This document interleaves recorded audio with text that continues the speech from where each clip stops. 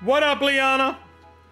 We gotta do some lo-fi Fantasy Tactics to start the stream because... Come on. It's release weekend, baby! We are in the dawn of the final 72 hours. I know I'm not streaming Super Robot Wars based on the title and everything. My voice, I did a lot of screaming. On the plus side, Gideon's team won.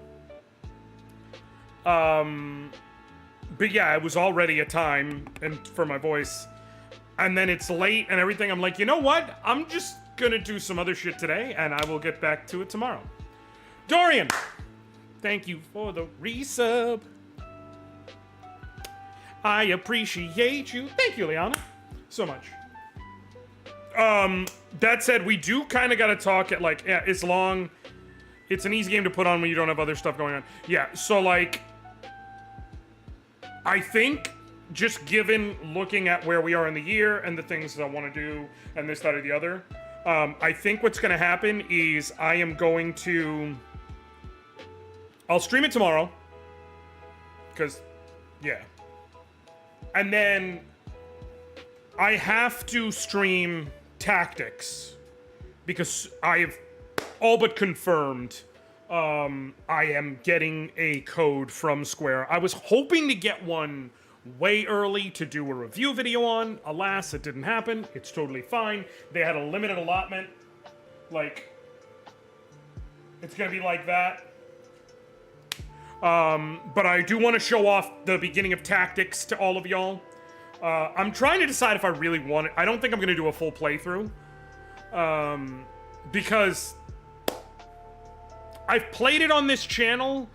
A lot of the changes in Ivalice Chronicles are going to be more story than anything else. It's going to be the voice acting. It's going to be the new dialogue. It's going to be... They added a shit ton of dialogue. A friend of mine who did have an advanced review copy sent me some pictures showing me the battle at...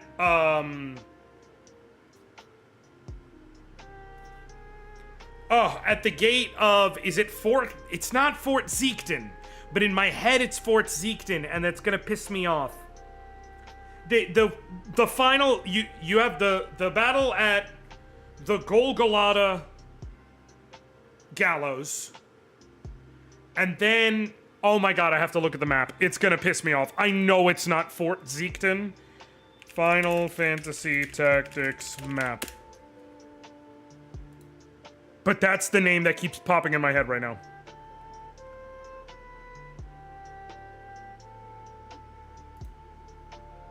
I think it might be Lionel.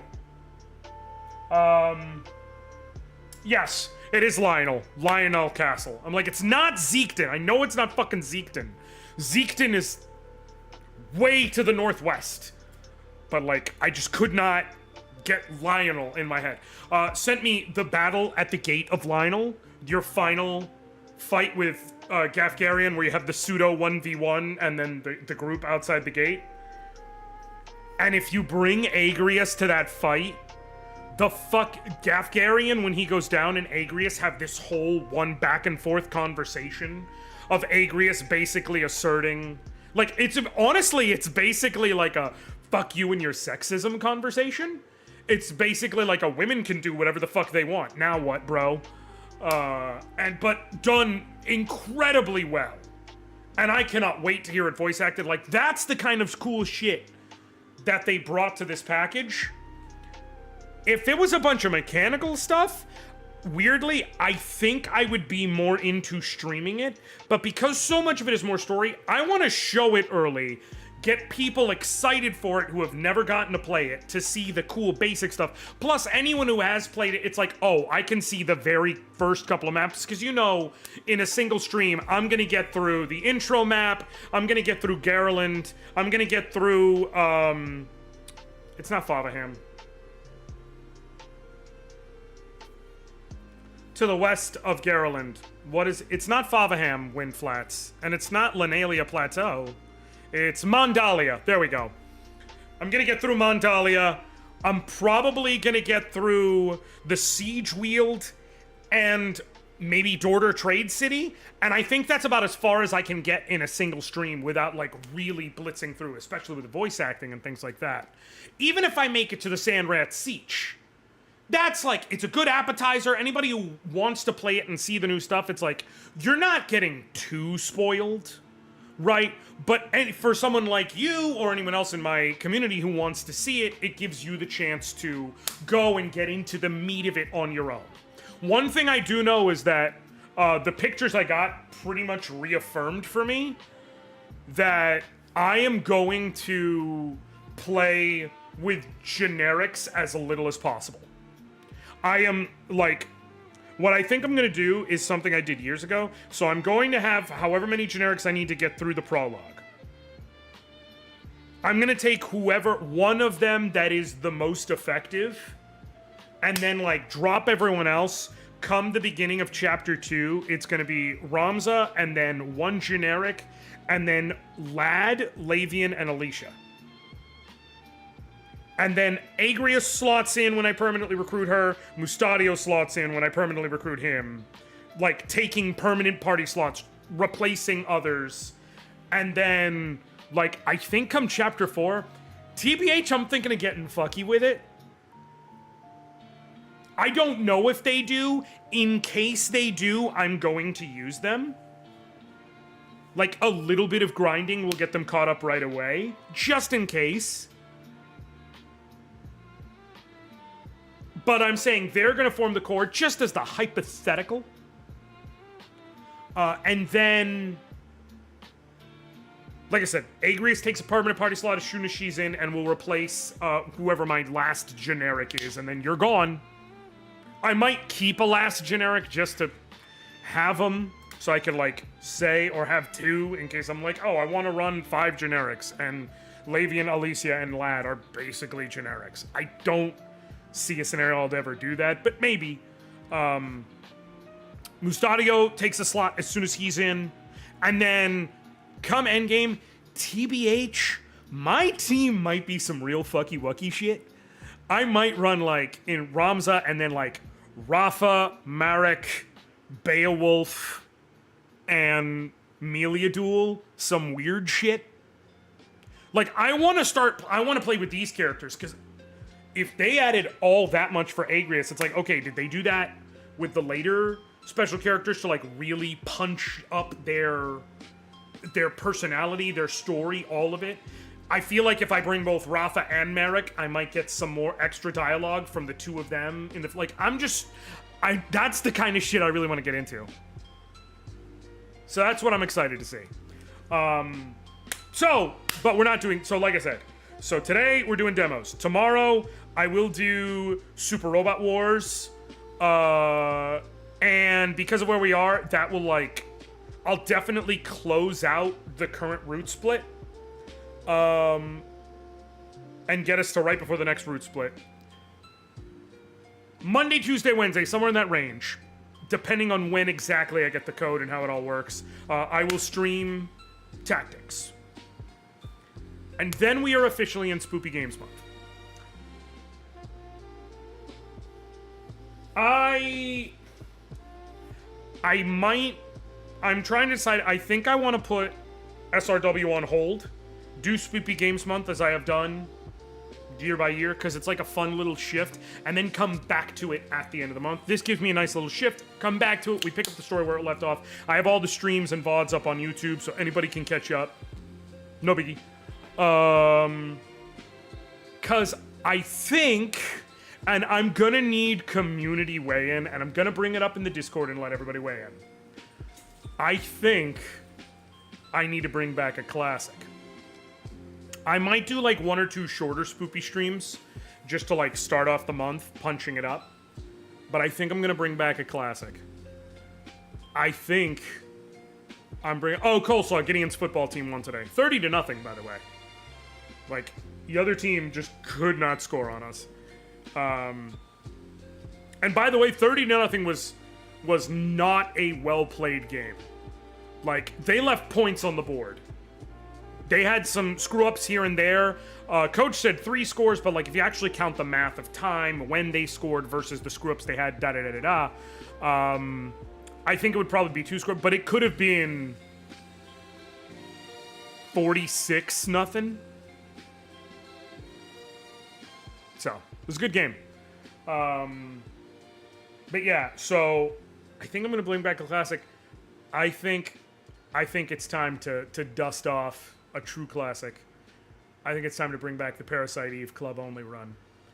And I think it's time to finally put the true test to rest and do the Chrysler Building. I think it's time. I think it's finally time. The question, however, because many people were here for the original runs and know about them, and of course that is where CBT Master comes from and all of that. But not everyone was. So the question is, in order to do the Chrysler Building, I have to get to New Game Plus. So the question is, do I do the full regular run again? On video, recorded, all of that good shit. And then do the whole New Game Plus, get as far as I need to, do the Chrysler Building run.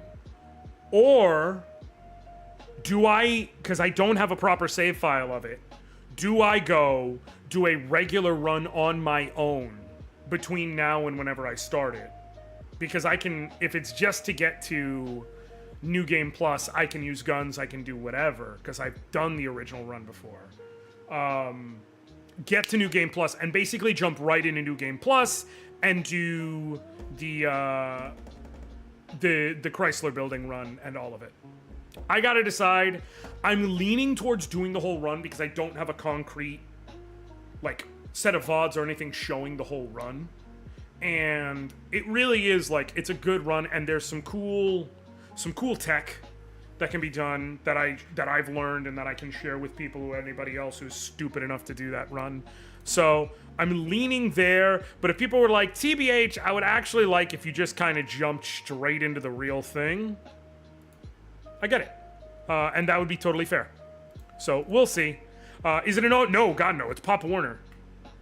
They are very full contact. Kids get hurt all the time.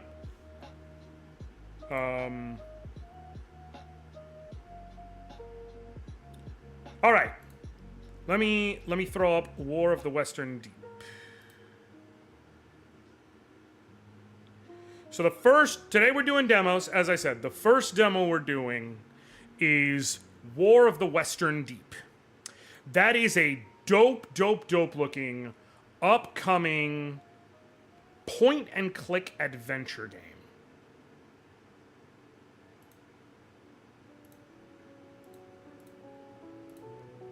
Starring, and I have a vested interest in it because it stars my lovely and incredibly talented friend, Samantha Béart. I need to turn this off. After we do War of the Western Deep, I am going to play the demo for Digimon Story Time Stranger.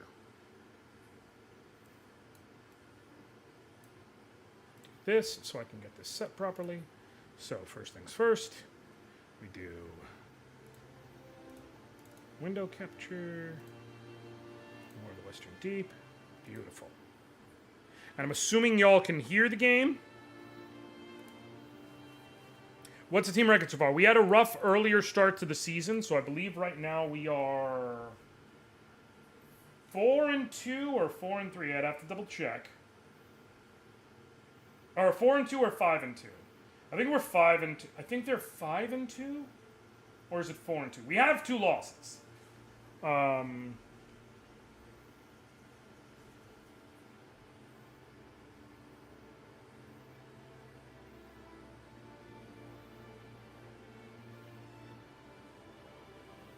They're 4-2.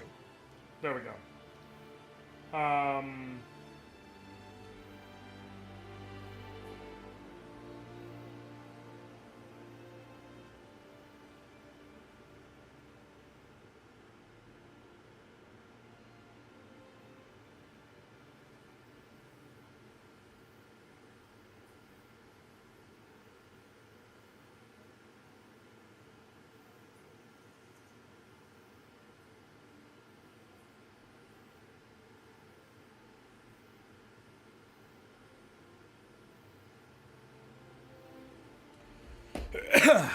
What up, Wizard Styles? Okay. We are good. Now then. Let us do the do. Oh, wait, hold on.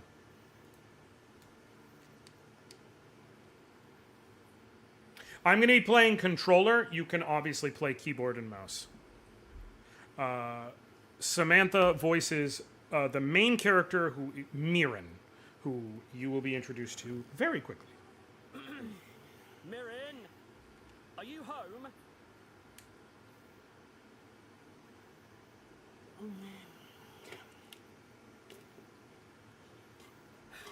Mirren, I can hear you in there.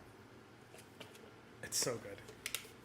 Royal Courier Mirren, King Darbeed requires your services. So, as you can see, based on the graphics, this is a point-and-click adventure game, but it is The king. stylized very much like a Don Bluth cartoon in the vein of games like Dragon Slayer or Space Ace. Right. There we go. What up, Guadalupe? Scarf. Yes, I'm going to punch up the volume. Just a moment. Everything's great. No problems. Just need to wrap the scarf and... All right, let me see here. Holes in the courier's tunic are all patched. Royal scarf is presentable. Presentable enough for a pre-dawn surprise visit, anyway. I just love that this is fucking Karlach. Okay. Settings. Punch up the volumes. Okay.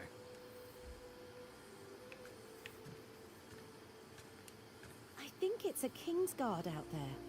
Let's see what this is all about. Is this better now?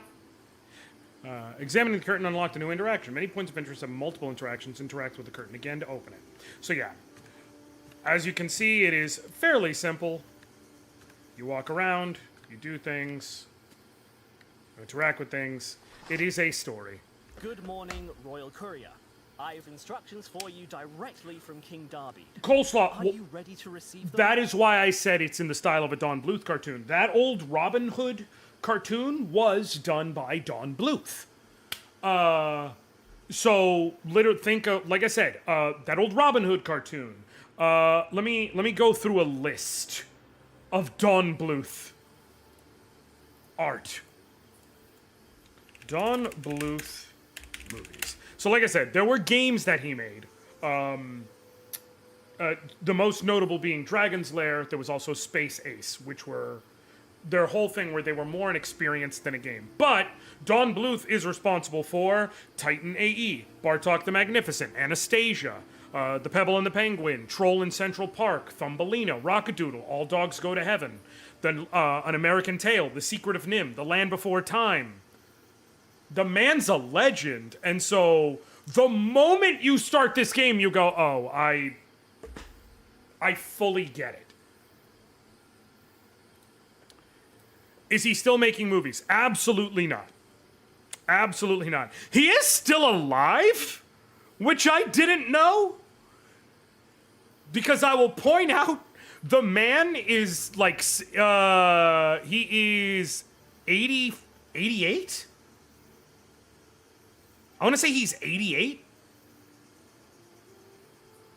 And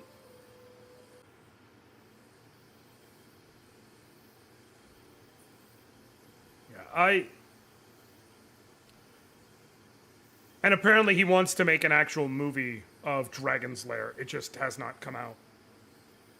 But the man is a legend. An absolute fucking legend.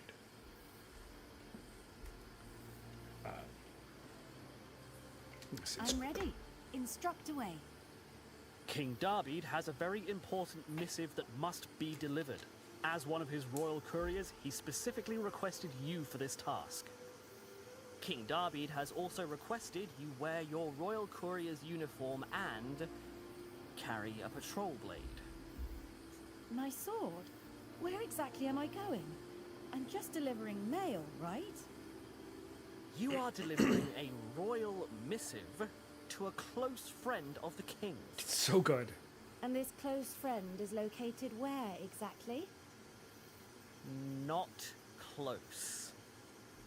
Now, I see you've got your courier's uniform, but you're missing your patrol blade. Now, I am going to warn you I all. haven't needed it in a long time. I would love I'm sure it's around anyone. here somewhere. Well, Hold on. please do dig it up. Once you have the blade, we'll talk further.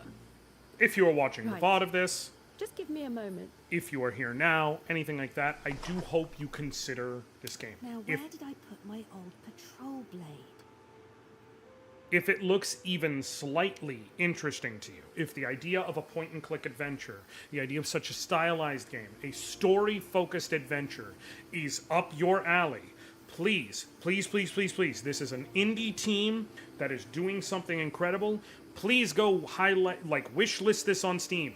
That being said, it's on PC. I will hope eventually there is a console release. It's on PC. That being said, this game is not out yet, and here is where I need to warn you. I would love for people to wish list it. I would love for people to be aware of it. This isn't reporting. This is just know-how of having been around games media forever, things like that. Do not expect the full release of this game to come out before early 2027 at the earliest. Because this is not... This shit is hand-drawn. They are hand-drawing this whole motherfucker. That takes a while. Spoiler.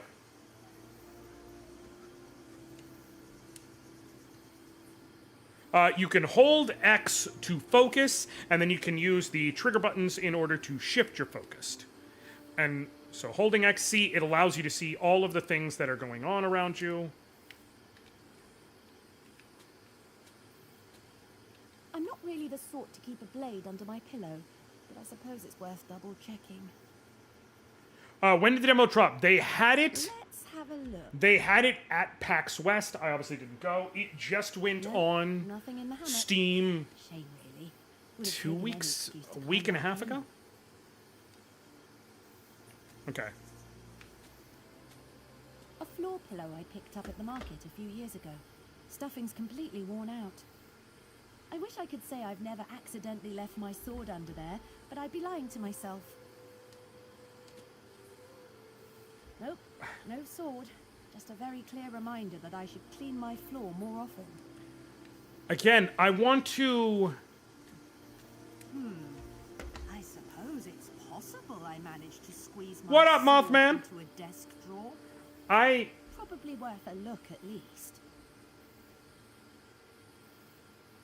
I'm sorry. Let's see. No sword. Just an old breastplate in here from my days as a scout, all covered in dust. Not every scout gets one of these. You have to land a hit on a tree walker during a hunt. They're massive beasts, but they're fast. Anyway, doesn't matter anymore. This isn't exactly regulation attire now that I'm a royal courier. Guys, I am a bit It's a firefly. of an lamp. emotional bastard. Not as You know that. reliable or bright as a proper oil lantern, but on the other paw, if you drop it, the bugs won't burn down the entire city. I don't need to let them out. The Firefly Guild should be stopping by later today to collect them. Here's the thing. An old trunk. I Tarmian tend to travel light, so this thing hasn't moved since I was a kid. Which means it's filled with all kinds of nonsense by now, no doubt. Probably worth a proper look. I remember getting to talk to Sam a couple years back now and getting to meet them and become their friend and getting to tell them in person, I need you to understand how phenomenally fucking talented you are. As an actor, I see it. I have studied this. I've studied this craft. It is my love and my passion. I see it.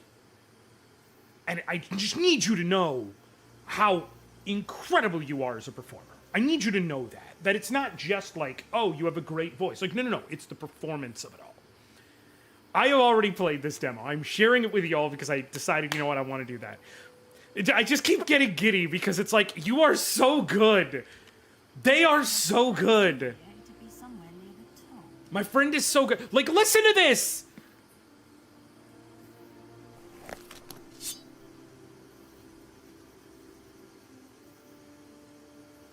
It's been a while since I've used this. Rather curious why King Darby thinks I need it to deliver some mail.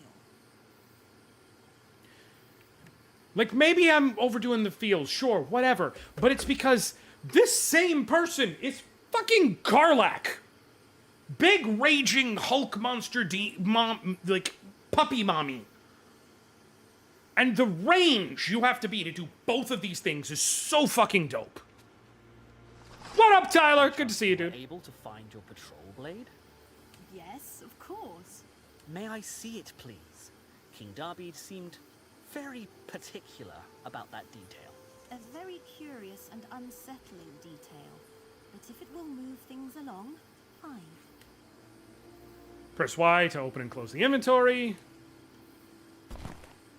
And then you Here, can show off the... my blade, spotless as the day it left the smith. Well, clearly you take good care of it. No, clearly I never use it. Now, you said something about a royal missive I'm to deliver? Ah, yes, indeed. Here. You are to deliver this missive to one Captain Tala, a close friend of the king who has retired to the north, just across the border in a town called Ardmore. Across the border? You mean the kingdom of Ashlyn? But that's Cainid territory. Aren't we not on very good terms? And now you see why you need the sword. Hence the blade.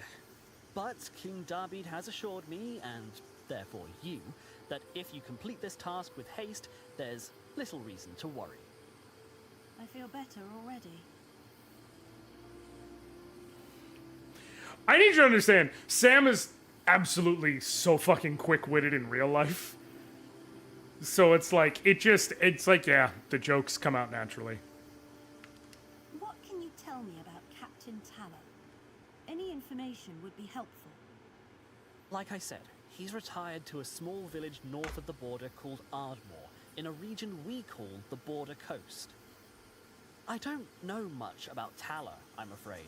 He retired as scout captain about 5 years ago and moved up to Ardmore shortly thereafter. Why send a courier? Why not a messenger bird? Surely that would be safer and far more discreet. King Darby has tried to send this letter before, and many others like it, over the past several weeks. None of them have ever arrived. That's grim. But isn't it a crime to intercept a messenger bird? Indeed it is, especially one carrying a royal message. I don't even want to add jokes. Fortunately, the missives are written in a cipher known only to King Darby and Tala, but the fact the Cainid might be intercepting messages at all is deeply concerning. To say the least. But why me? This is quite a bit more political intrigue than I'm used to. Why does the king want me to deliver this particular message? Well, why not you? You want a list? I'm a courier with absolutely no experience north of the border. I don't know anything about the Cainid or their culture. I've never left Sunsgrove for any reason, and I'll just say for the record, the royal record, that I've been perfectly content with that. There's no royal record, Mirren. We're just standing here, talking. King Darby specifically requested you. Yes, you've never walked outside our borders, and also, yes, you really don't know foreign policy. But you were a scout before you were a courier, so you can handle a blade. And perhaps most importantly, the king trusts you, Mirren. Yes, but But what? nothing. Never mind. You're right. Just what exactly am I walking into across the border? Rumor is war could break out any day now. Between us and the Cainid? No, the Cainid have their eye on the Ermine tribes to the north, Barbarians living in the northern wastes. Well, there you go. As I understand it, the northern wastes are very northern, as in very far away from where I'm going, yes? If Ermin tribes attack the Canid and war is declared, the last place you want to be is in Canid lands. You're saying What could go wrong, though? Canid would marshal their entire massive army just to put down a few small barbarian tribes. How does that make sense? It doesn't, but the conflict between Canid and Ermin, it goes back generations. Oh, yeah. I don't know all the details Absolutely. myself, only that the Canid seem to be baiting the Ermin into war, and King David would rather that not happen. That's a fair way to feel. King David would... I would also rather that not happen. Wait, what exactly is it that I'm delivering? A royal courier never asks that question. You carry the will of your king with all the weight that brings. Do not tarry. Well, I must say, all of this sounds incredibly dangerous and rather poorly planned. Mirren, what do you want me to I'm say? gonna- You are a royal messenger. You go where you're ordered and you do what you're told. I can't say what's in that missive, but know the king wouldn't put you in danger unless it was truly important. This letter, it isn't just some personal note, is it? No, it isn't. Go, Mirren. Do what your king asks. And for all our sakes, be careful up there. All right, I will.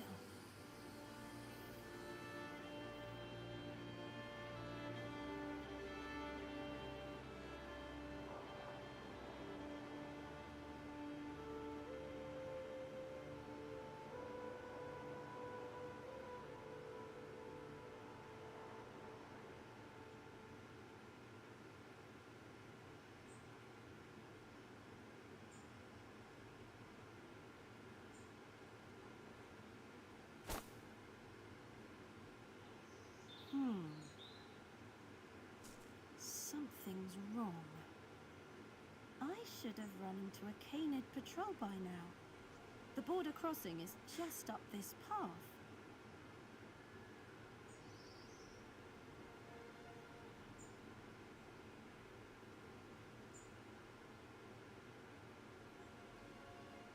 So I took a picture and I'm messaging Sam and just basically being like, I had to share this demo. I had to play it again because you're just so damn good.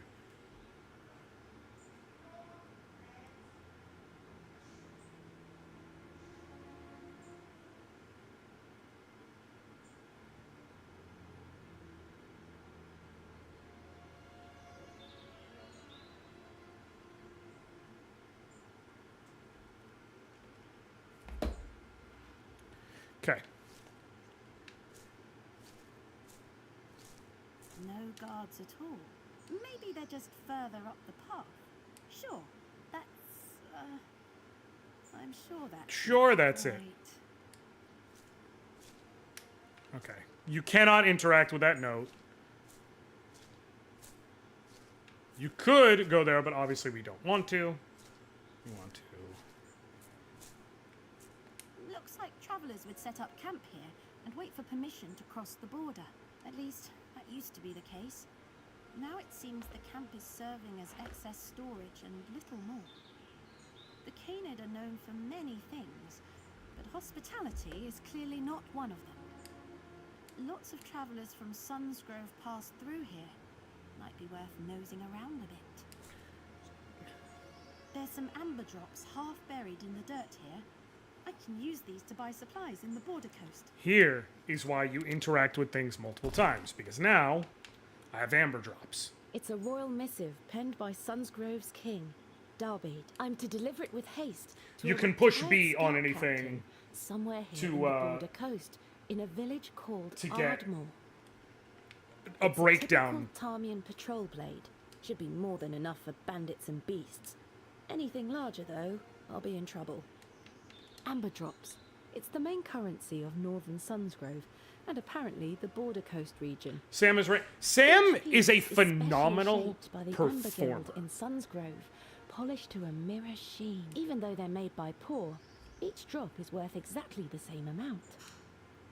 That is the Walking thing. around with my blade up, and honestly, I'd That is the thing I cannot stress enough. Under Like, normal circumstances, this little camp would be where travelers Like, from Sam Sunscreen has would be been processed in- by the Canid soldiers up ahead. in addition, obviously Baldur's Gate. Like, Nobody's crossed over into Ashland for quite some time. And where in the kingdoms have the border soldiers gone off to? I'd expected to see at least one. I feel weird interrupting. This may not be a great game stream, but I don't care. Obviously, Baldur's Gate 3. Everybody knows Karlach and the layers and layers and layers that were given to Karlach. Part of which was done, obviously, by the writing, but so much of which was done by Sam's performance.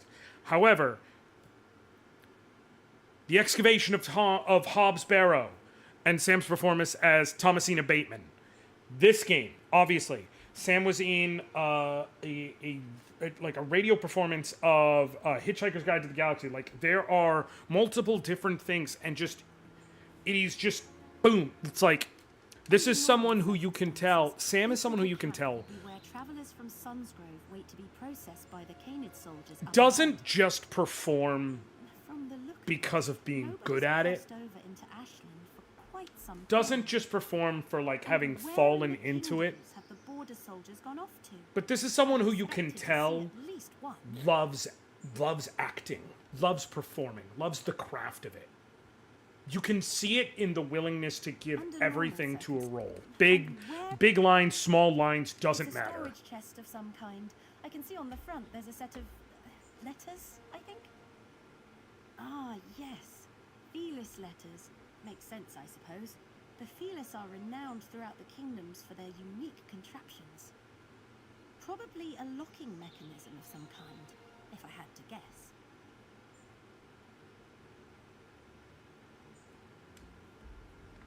Okay, let's see how we can get you open.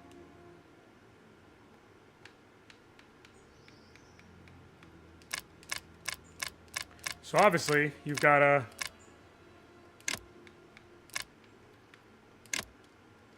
I don't think I'll be able to guess this off the cuff. I'll need the proper combination. Correct. The real question is, where do I find it? Yeah, where do I find it? I've already searched the old camp. Under normal circumstances, from the look and where in the... Right. Answer is right now, you're just kind of shooting in the dark.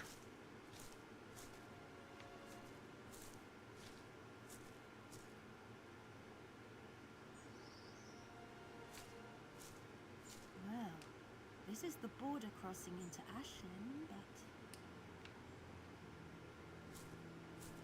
Something terrible happened here. Correct. And that something terrible could still be around. I should be Hi, careful. Diamond. Yes, this is... I told you about this. This is War of the Western Deep. Border guard. Looks like he's been dead a few days. Much as I'd prefer not to, Hold on. I should probably give the corpse a closer look.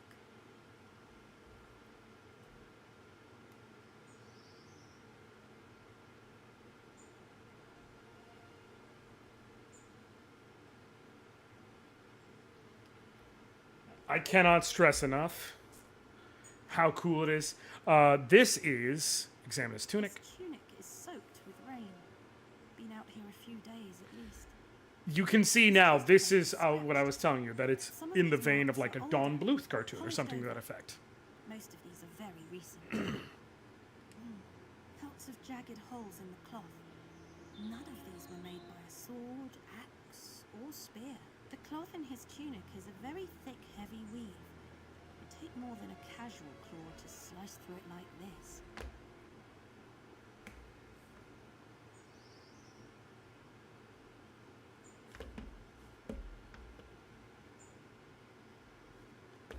There's a nasty gash in his chest aside the plate.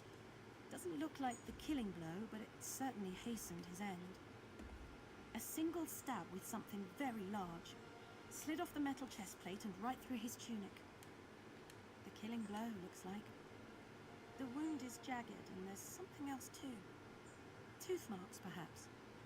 Very large tooth marks. Fair. His death was an unpleasant experience. Of that I can be sure.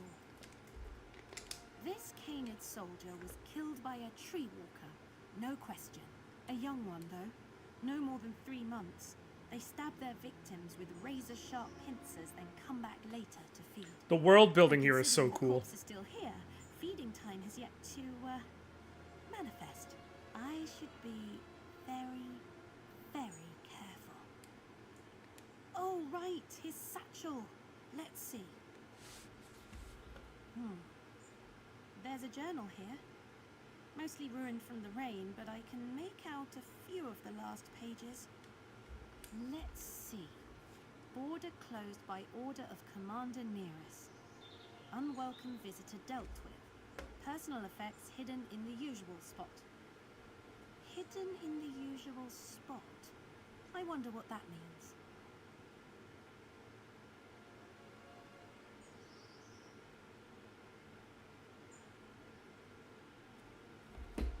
Okay. All he had on him was that, and considering the state the rest of him... Alright, so... It's a typical... Should be... No. Okay. You know, that tree hollow would make a good hiding spot. It would, wouldn't it? But I have no idea. Might be worth a closer look. Nothing in plain sight, but let's dig a little deeper. Like I said, basically everything you should examine at No least lumber twice. hidden away in here for starters. I can use these to buy supplies in Ardmore. There's a logbook stashed in here too, from the head border guard. Not the sort of thing you hide unless you're up to no good. This entry looks fairly recent. Let's see what it says. 3rd Tarmian scout this month. Managed to get into the cave. Slit his throat and left him for the tree walker. The Canid were killing scouts from Sunsgrove. What in the kingdoms could possibly be in that cave? And they fed the bodies to the tree walker. That explains why it's so close to camp. And why it was bold enough to go after the Canid. I can't get over Fun as it was to get dirt and mold on. like the quality This tent is facing of away from everything. the camp, towards the cliffs.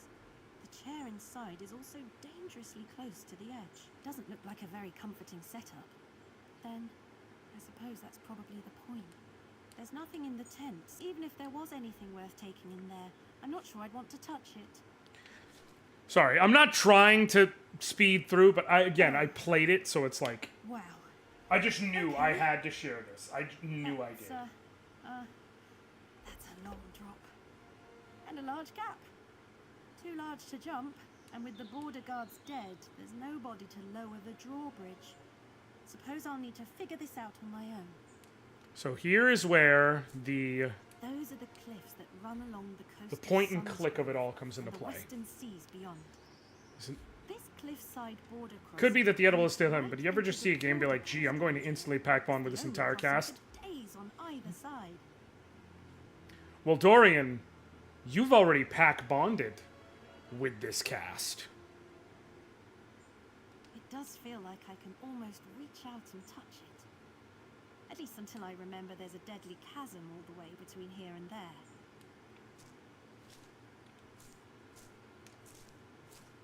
Does I see this, some things the Canid border guards left behind in the tent. like, Probably worth digging around back there. you've already bonded with Mirren, at least. Some old parchments scattered about, notes and ledgers. Looks like the Canid soldiers stationed here were finding a lot of contraband from passing travelers. And by contraband, it seems to mean shiny things they liked. Aha. There's a note between 2 of the guards here. Looks important. It says, per your order, I found a chest with a locking mechanism to hide the cavern key. Well, It was imported from Kashar, so it uses Felis letters for the combination. I mean, it's I Karlak. don't know which letters are which, so I'll describe the combination here from left to right. Leftmost symbol looks like a sideways claw mark. Second and third symbols you can find behind that shrub. You know the one. The last symbol looks like the second one, only with the top part removed. I think I'm going to keep I this know going what you're for a playing, bit, John. at least until I've opened that locked chest. I know what you're playing. A large iron chest. I am too busy showing... It's Squirrel Girl Karlach. It sure is Squirrel Girl Let's Karlach. see what we've got in here. God, they do so fucking good. A pour full of amber drops in here. Should be perfect for resupplying once I'm across the border. And there's a parchment here too. Looks like a supply requisition form. Request received. New drawbridge crank included in this shipment. Find inside crate marked with Canid Pinnacle. Oh good. There's a replacement drawbridge crank around here somewhere. But... Like, look at these little This is why I was like, listen, guys. well, the symbol on the crate I'm looking for... This is... Canid Pinnacle. 2 golden lines meeting to form a point. I should keep an eye out. Guys, this is where I'm going to steal this from one of my... Literally my favorite sportscaster, Nick Wright. And say, it's right now I'm going to put on my fake news hat. The hat is fake. The news is real. It is not a hat when I give fake news. It is the fake news hat. The hat is fake. The news is real. This game looks awesome. You see the little details even in things like the way she turns and looks and things like that. This game is not coming out before 2027. Wishlist it. Be excited for it. Look forward to it. This game is not coming out before 2027. I would love it if it did. It is not. I think that might be the shrub the Canid's journal was referring to. Looks like I'll need to do a little landscaping. I can't just tear the bush up. Oh, see, here is where you have to use On your inventory. guard, I almost Iron forgot. Bush. Aha! There are some symbols carved on the rock behind the bush, just where the Canid said they'd be in his journal. So now, this is where the point-and-click adventure of it all comes in. We have the second and third symbol. The first symbol is a sideways claw mark. The third symbol looks like the second symbol without a top. So it looks like a 7 and a G, a sideways claw mark, a 7, a G, and then almost the 7, but without the top part. Right. And so now, sideways claw mark, 7, G, and then as close as possible, but without the top thing.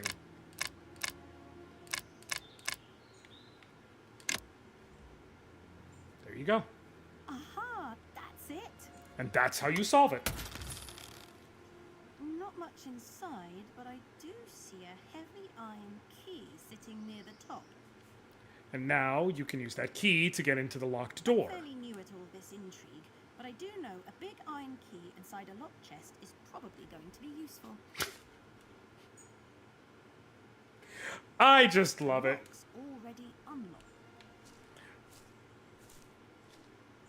It's just, it's so good. It's so good. And you don't need to be good at games, quote unquote, to play something like Wooden this. door sitting flush against the stone. There are scrape marks all over the ground here. Whatever's inside, I'll bet it's heavy. Could just be to protect their supplies from the elements, but these Canid went through a lot of trouble to hide these goods.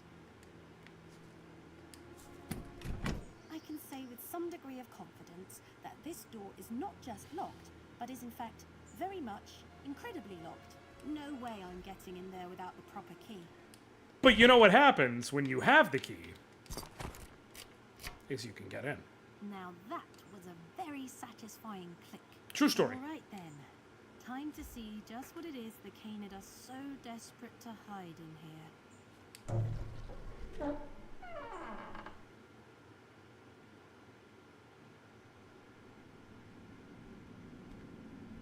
What?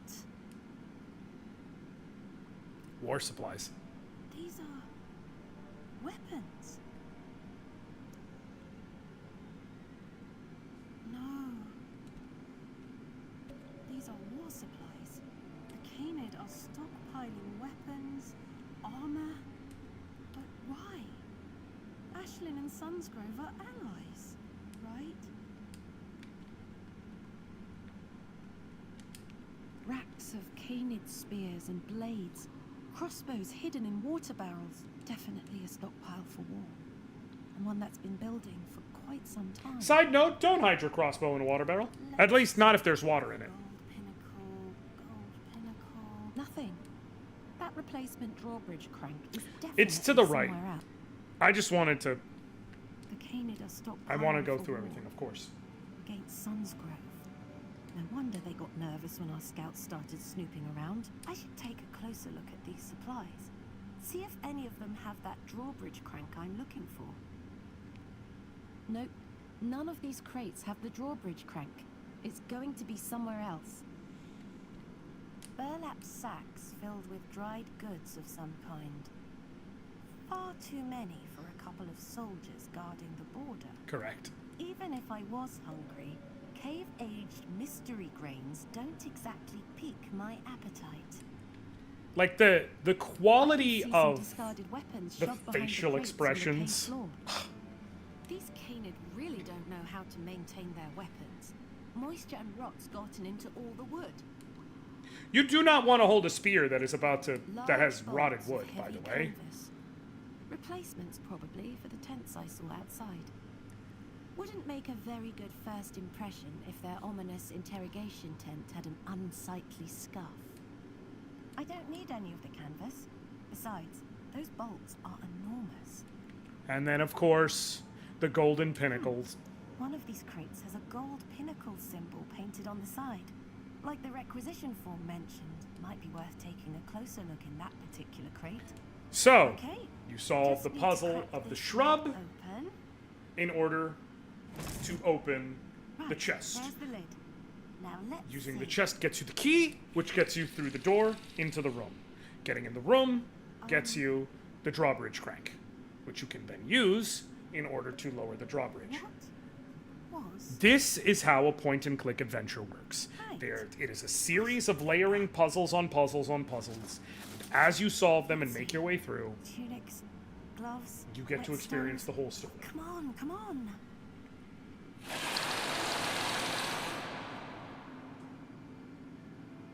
But that being said, It's coming from the camp outside. sometimes you have more than just story. Pull yourself together. There it is. The drawbridge crank. Now, I'm going to Don't hear hope. anything outside, but I should still be careful. I'm going to hope. I already found the drawbridge crank, and frankly, I've little reason to go rooting through any more of these crates. I'm going to hope that they have chosen to view the idea of point-and-click adventures, such as King's Quest, more as an idea than as a template, and that there is not going to be a lot of what I will refer to as absolute King's Quest ass bullshit in the real game. What? The corpse is gone.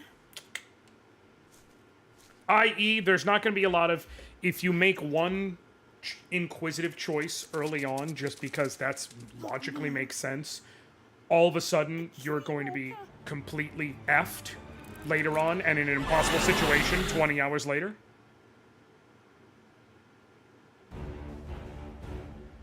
Dodge a tree walker's attacks by moving left. Swing your blade with the A button. Dodge an attack drains stamina, so be careful.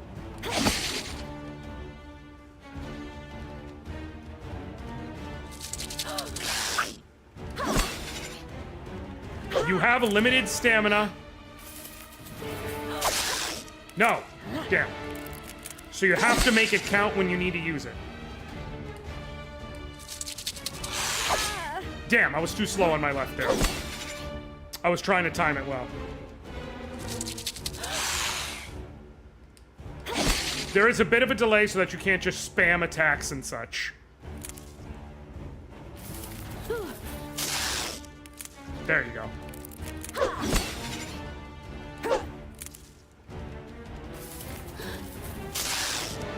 This is very much how, like, team combat in games like Dragon's Quest or Dragon's Lair or Space Ace or things like that would work. It played more like a cinematic event where you had to react at the right time frame. So the combat is not exactly heart-pounding platforming action. By Tess. It more so requires paying attention. Just like I figured. I'm lucky by Tesk's grace. When you saw the thing Although doing I like won't this bet is when you Felix's needed to carapace move would have left. been too hard to crack with When my he blade. runs off screen, Alright. if you dodge right away, that's Time too to early. move on. You actually have to wait until the rustling sound happens above you, and then you can go again. A juvenile tree walker. Just a few months old, but still incredibly dangerous. Certainly dangerous enough to kill the Canid guards here at the border crossing.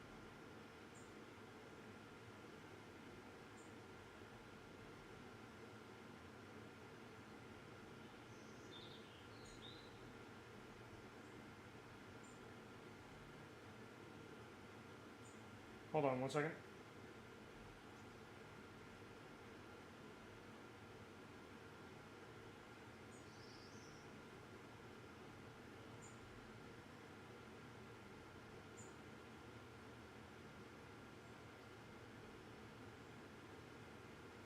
Cool.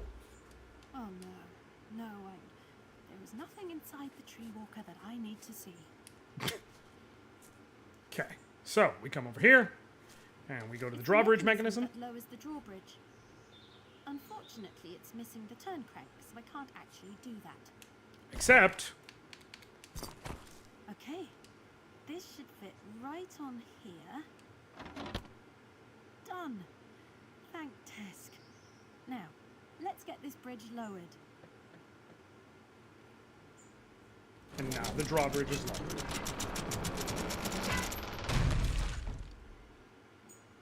Ooh, that didn't sound good. I should get over to the other side quick as I can. Correct. If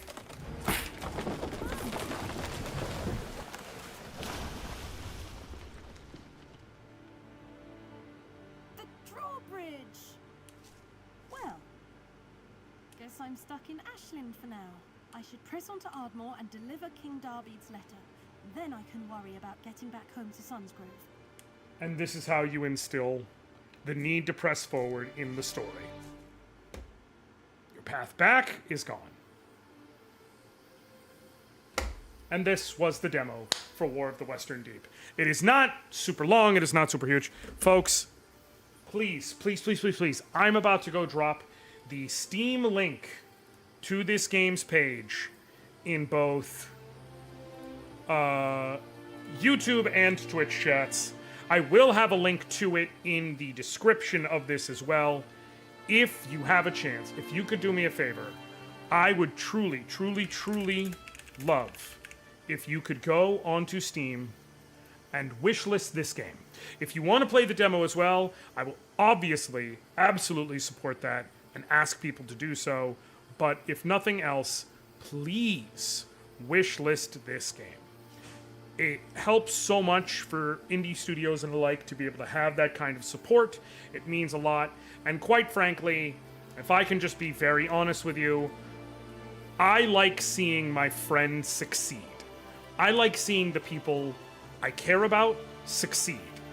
I want to see Sam and the people who have chosen to support Sam and who have chosen to believe in Sam's incredible talent, which you have seen on display, succeed. That's just how I am, man. I can't... It's how I'm wired. If you could go... Feel free to play the demo, because that's obviously helpful, but if you could go and wishlist the game, more wishlists really do matter, especially for smaller and more indie studios. This is going to be a truly phenomenal experience when we get the full thing from beginning to end. As I said, fake news hat. The hat is fake. The news is real. You're not going to see the full game before, like, 2027. This is going to be worth the wait. It is going to be such a cool, unique game. It is going to be... I haven't played a true point-and-click adventure in 20 years. 15. Like, somewhere in my late teens to 20. Like, they just died out. But that doesn't mean they're not good. You can do cool things with the medium. And taking that alongside classic things like Don Bluth inspired cartoons, artwork, kind of the combat you would have seen in something like Space Ace or Dragon Slayer, you get something that is just so counter to other shit we're seeing. I want to support this team. So that's why I was like, I played it beforehand. I knew what we were getting into. I'm still giddy though, because it's so cool. It's so cool being like, that's my friend. And my friend does cool, awesome shit. And I want to support that. So please, please, please, go wishlist this, support the team, do all the things. I would truly, truly, truly appreciate it. I do want to also make clear, I have zero connection to the actual War of the Western Deep team. There is no, I have an in as an influencer, none of that. The entirety of my connection to this game is I am friends with the voice actor who voices the main character, and I think the game looks cool. That is beginning and end. There is no sort of... the entirety of the benefit I get from this game succeeding is getting to see something cool succeed, getting to see a project my friend was on succeed. For transparency, I want everyone to understand that. I'm not putting this forward because it benefits me. I'm putting it forward because I like supporting cool people doing cool shit. So yeah. So I did just want to make that clear. Now, I am not sure where my face is going to be for this next one, because this is a demo that I haven't played. I've decided also tonight I'm going to chain off that first demo, pop into a second demo, and we are going to play the demo for Digimon Story Time Stranger. Because this game looks so fucking cool, and I like Digimon, and I want to play Digimon. So, yeah, I just want to show it off, man.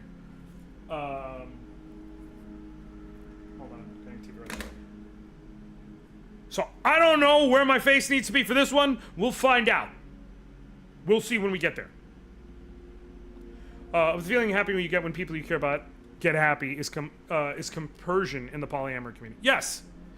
Right, and this demo, I am being paid by Bandai Namco to play Digimon. 100%. No, I just like Digimon. That is the beginning and ending.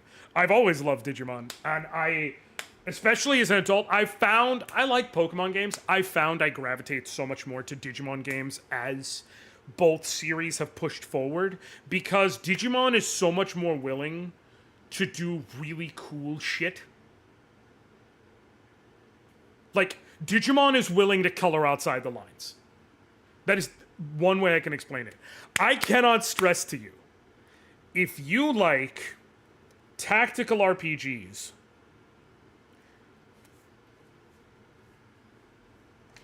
I'm going to give you a sales pitch on a video game, and I need you to understand the sales pitch I'm about to give you comes from the fucking heart.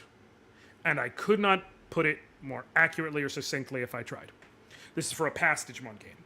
If you like Final Fantasy Tactics, or any strategy RPG, but that's the one I'm going to go with, Pokemon, and Doki Doki Literature Club, you should play Digimon Survive. Now you may say, hey Josh, one of these things is not like the others, one of these things just doesn't belong. I cannot stress enough that there is nothing I said there that is incorrect. In fact, I'm about to prove my point. I'm about to play for you the intro cinematic to Digimon Survive. And I think by the time the intro cinematic is done playing, you're just gonna go, oh, okay.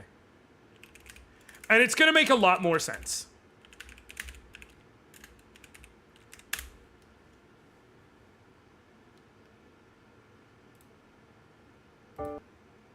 Okay. Let me put on the old display capture. Display capture. Bang, bang. Cool. This is the intro cinematic for Digimon Survive, available on PlayStation, Steam, and Switch.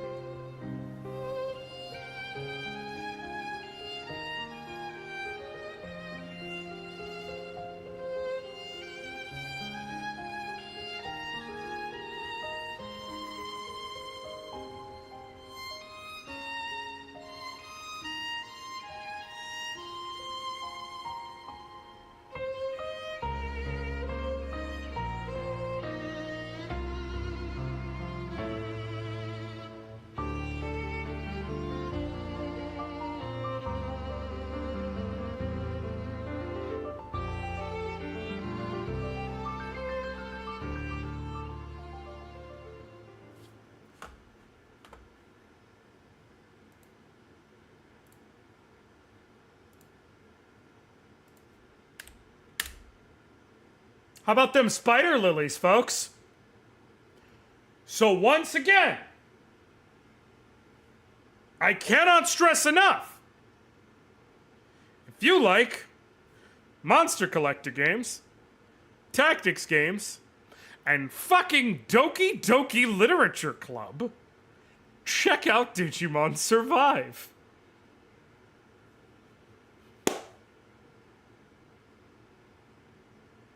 There are multiple story paths, multiple ways of playing the game, and also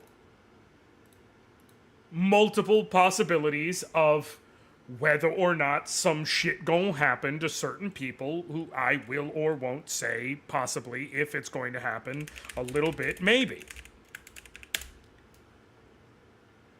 That being said, if you're willing to get weird with it, if you're willing to buy something that's a little weird, right now it's not on sale, but generally you can find it on sale all the time for like... Okay, here's the thing. If you want it on like physical or on console, right now it's not on sale. Wait till it's on sale, you can usually get it for like 20, 30 bucks. If you're willing to buy it through a secondhand situation, buy a game code directly, either stuff like Newegg or G2A or Green Man Gaming or something like that, you can buy it for about $8 right now on Steam. It is worth it. It is worth it. In fact, to get the fullness of the game, there's actually 4 full playthroughs. 4 full playthroughs? I want to say 4 full playthroughs. Not saying you will. But yeah, so that was Digimon Survive, which is different than what we're about to play today. Today we're playing Digimon Story Time Stranger. If you play Digimon Story Cyber Sleuth or Digimon Story Cyber Sleuth Hacker's Memory, you have a bit more of an idea of what's going to happen here.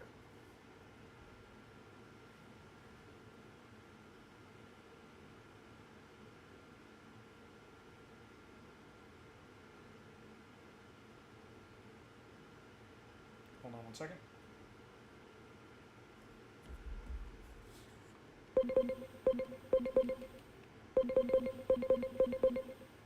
Cool.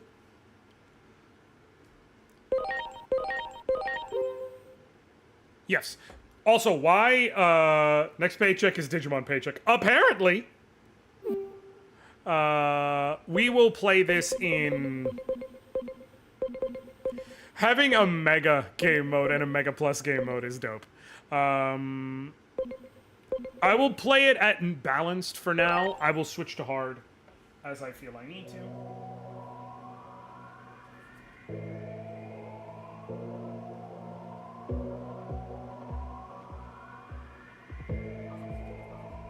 Choose a figure suitable for fulfilling thy mission.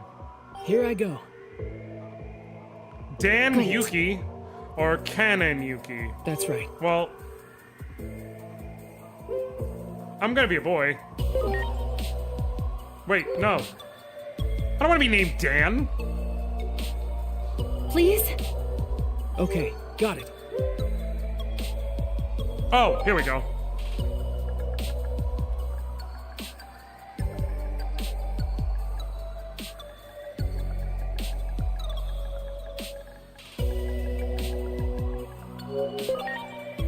I will definitely have to lower this down. I just can't until I get to a settings menu. Preparations complete.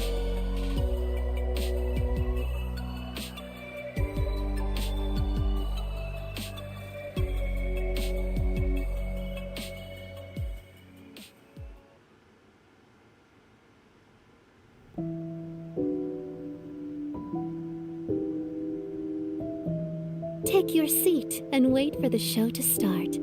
A story about the natural laws of the world is about to begin. Okay. Can I? No. It's gonna be loud until I can get to a menu, guys. Just work with me.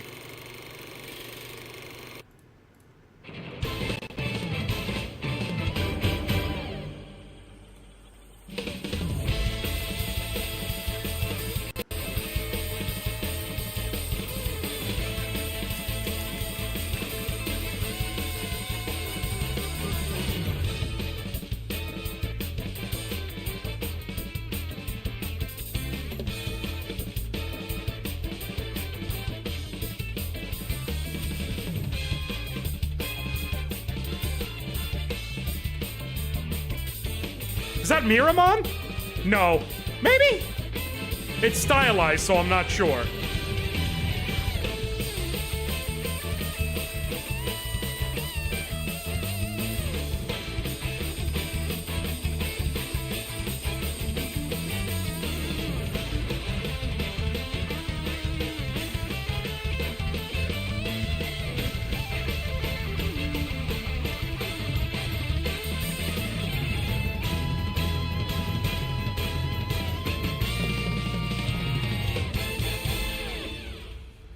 I'm in.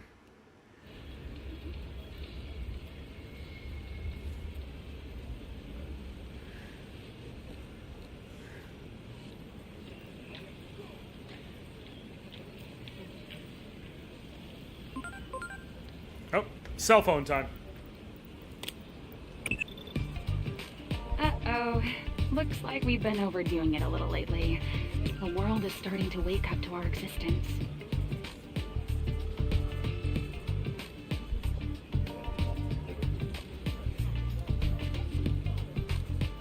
Ironic, really. I'll turn on A auto. secret organization that hunts down urban legends is becoming an urban legend in its own right. If that anime you just saw gets too popular, you can forget about going around dressed like that anymore. I'll go ahead and put in a request for budget for a new uniform. But for this mission, you'll need to keep a low profile. Is that clear, Agent? I'm with it. Now then, are you already aware of the anomalous phenomena that have been observed in the city?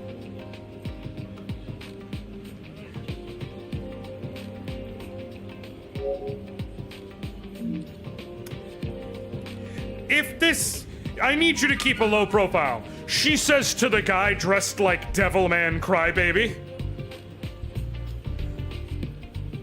He looks like a fucking Tatsunoko character. This is why I love Digimon, man. Unironically.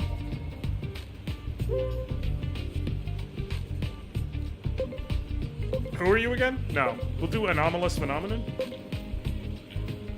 There's a symbol next to of course I am. I wonder if that gives me a bonus or if they're saying that concludes the current point of the conversation. Let me try this. You know, paranormal occurrences that can't be explained by today's science. It's our specialty, remember? Similar phenomena have been confirmed in Japan's Shinjuku area. It's a routine mission, you know the drill. Digimon isn't coward, they get guns. Digimon isn't coward, they are guns. Very often. I know it's been a while, but come on. I would like to remind you of I the relay existence. orders and info from HQ, and you handle the investigation in the field. Regulations forbid me from sharing my name, but you can call me Operator, as usual. Getting back to the mission. Are you already aware of the anomalous phenomena that have been observed in this city? Okay.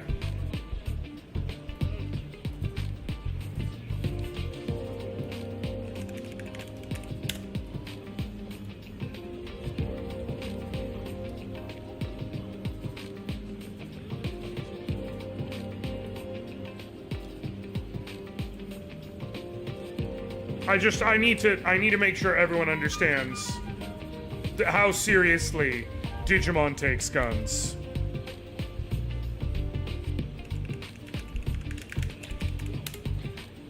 Because it is truly something, okay?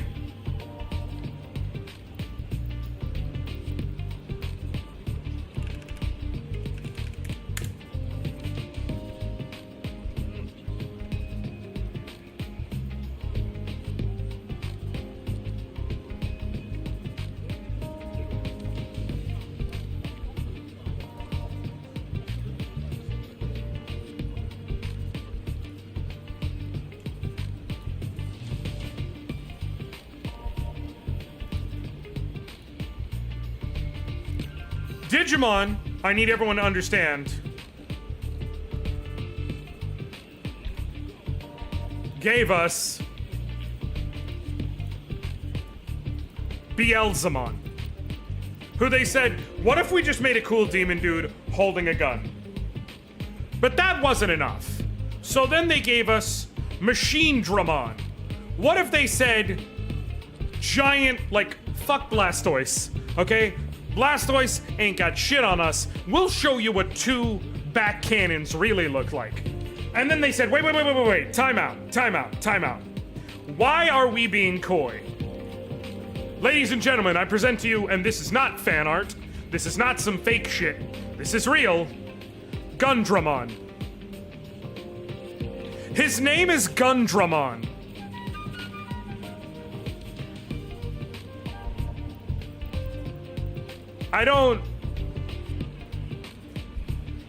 There is no joke I can make funnier than this.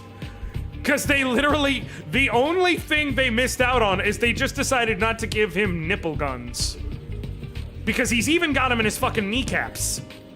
His tail is a gun, his heels are guns, his hands are guns, his arms are guns, his shoulders are guns, his back wings are guns, his head is gun, his horns are guns. It is all guns, but they decided we don't need nipple guns. And that's how we ended up here. They truly said, gun. Inexplicable explosions, sightings of mysterious life forms, localized earthquakes, abnormal weather patterns. There's no shortage of strange reports. All typical anomalies. So But the thing is, I think that adds to the top brass Digimon's have high hopes for awesomeness, us, I'm told. TBH. So I'm hoping we can make this mission a repeat. And the reason why I say that is, like, for lack of a better way of putting it, I think Digimon's greatest strength is that they realized long ago we're not Pokemon and we're never gonna be Pokemon. So let's be our own thing. And so the games are actually really I personally good. wasn't satisfied with the results of our last mission. And the stories they're willing to tell Escape at the last are minute. really good. But the higher-ups really value the data we obtained during the mission. Hence their high hopes for us today. Our organization, Adamus, is a special investigation bureau that looks into these kinds of anomalies away from the public eye. This mission is no exception, of course, so do take utmost care to maintain secrecy and remain hidden. Hold on 1 second.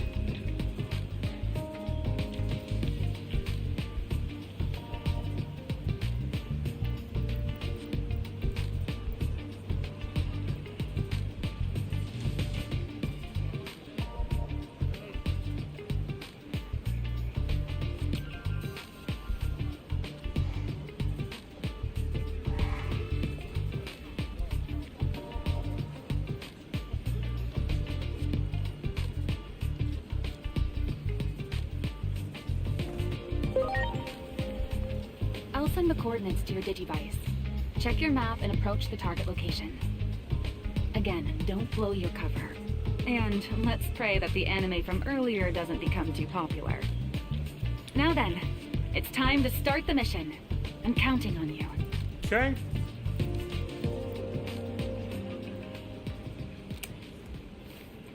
I want a flip phone with a hologram.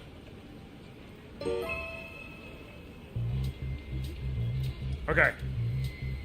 Before anything, music settings. Wait, what? Hold on.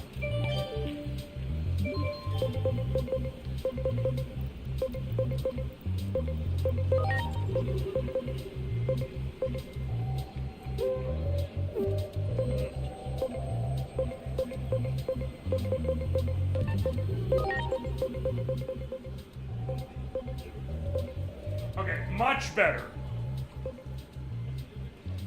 I feel like 6 might be a tick too much. Let me do this and then also lower the music too, and then I think that will be perfect.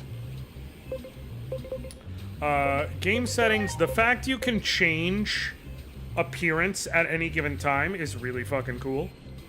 You're gonna be like, actually, I want to switch to girl mode. Now, here's what I need to see. You can change...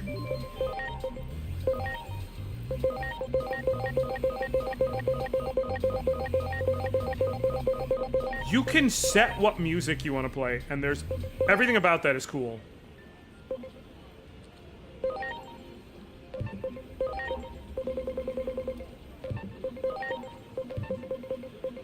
I will leave it to the defaults for everything. Turn to the game. That anime reminds me of one I used to love back in the day. What was it called again? Gee, I wonder what you're gonna say what you thought it was called. Okay, cool. Man. Video games are great, man. Like, imagine if Japan was real. How cool would that be? You know?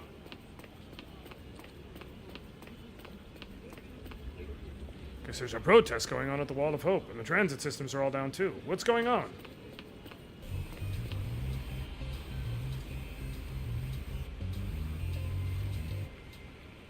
I would just like to stress that's a joke, by the way. Japan is obviously real. Localized tremors, outbursts of fickle weather, and now strange creatures. What the hell is happening in Shinjuku? These stupid blockades are ruining all my plans. I hate my life. Well, that's crazy, but okay. Let's focus on the investigation for now. Okay.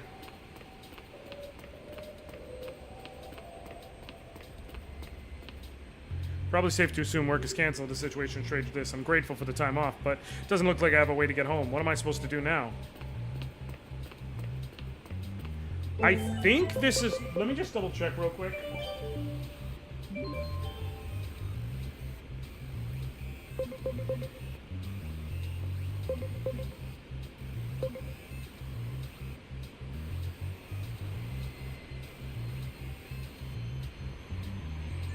Yeah, I think, and I may be wrong, but I think this runs at 60 FPS now. When they first dropped the demo, it was locked at 30, but I do believe they have uncapped it on higher-end systems, and it runs at 60. The way ahead is blocked, so please turn back. Please be aware that a huge tremor is expected. The trains aren't running. There aren't any taxis either, so I guess I'm stuck. Can you see this message? This communication system called Digiline. You can... Messages containing useful information such as tutorials and mission intel will be sent to your Digivice. You can view previously received messages via Digiline on your Digivice. Oh, shit. Nope, I'm in the way in the top left. So we're going to want to go to the bottom right, I think. Yeah. For right now, at least.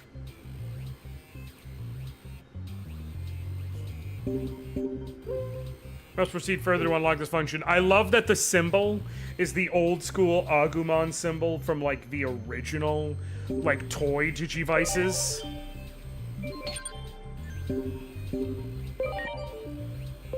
See this message? It's a communication system called Digiline. You can view the messages on your Digivice. We'll make good use of Digiline going forward. And then the document.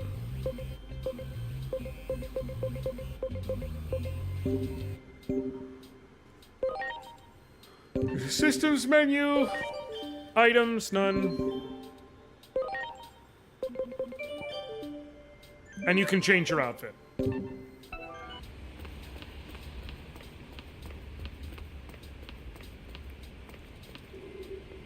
It looks like we can go this way, but the police are talking about some sort of operation and it's freaking me out.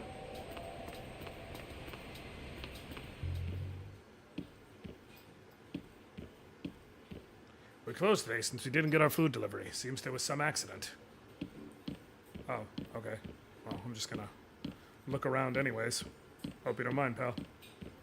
It's a JRPG. This is what you do. Is there a treasure chest full of $50 I can take? I'm leaving your establishment because you refused to give me a treasure chest full of $50. That's rude. These are basic conventions, my man. You can't go this way. It's almost time for that thing to start moving. What thing? Your current objective will be displayed as a guide marker on the map. Cool. I'm with it. What's the point of protesting in front of that wall? Nothing in the world ever changes anyway, right?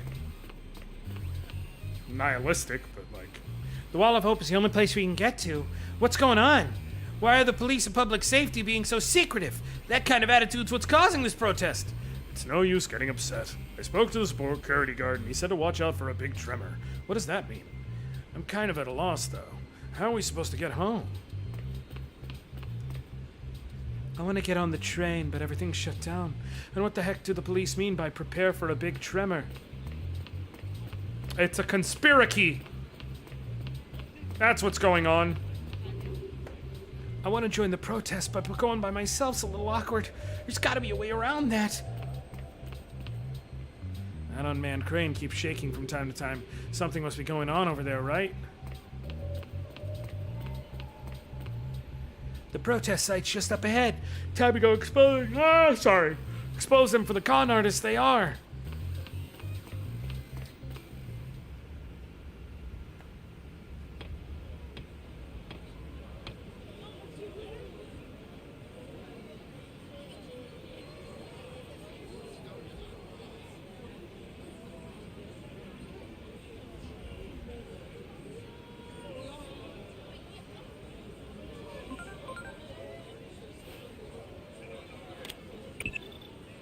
I see you've reached the specified coordinates. Give me a sit rep. Give me a sit rep. Got it. Is this some kind of protest? Yes, apparently.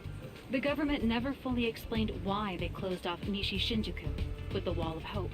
The official explanation is that some equipment exploded at an underground construction site. But a wall of this scale for something like that clearly doesn't add up. Hence the angry crowd demanding some real answers. It's called the Wall of Hope. There was a big, mysterious explosion in Nishi Shinjuku 8 years ago. Okay. The wall was built just after that, ostensibly for public safety, but the truth remains murky. This obviously takes The place in phenomena the we've future. been sent to investigate are seen most often around this wall. Best to assume we'll be investigating what's on the inside as well. You can really feel the fear and anger of the crowd. Our studies indicate an odd correlation between an increase in the frequency of anomalies and heightened social unrest. Anomalies have been occurring exponentially more often of late, at a rate only seen a handful of times in history. And though we aren't sure why, almost all those precedents were accompanied by complete societal collapse. Be it from an epidemic, a natural disaster, even more. That's why we're in such a hurry. But in our haste, I'm afraid we've alerted the world to our existence. Nevertheless, our ultimate mission is to uncover the causality between these anomalies and the horrible tragedies that follow. Try investigating that area a little further.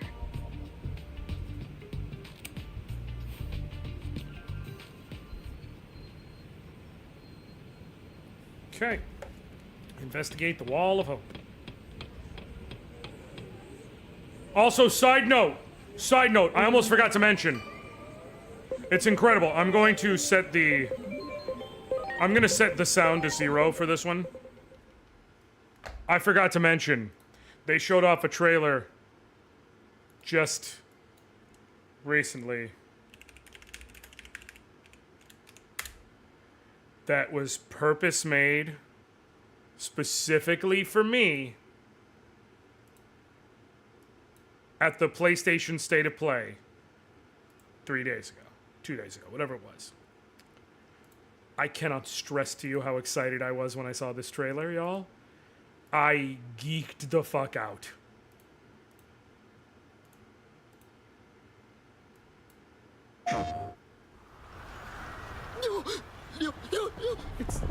It's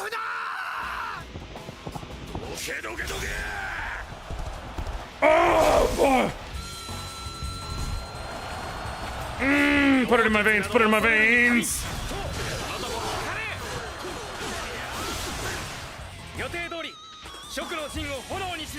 Come on, I want to see. Oh.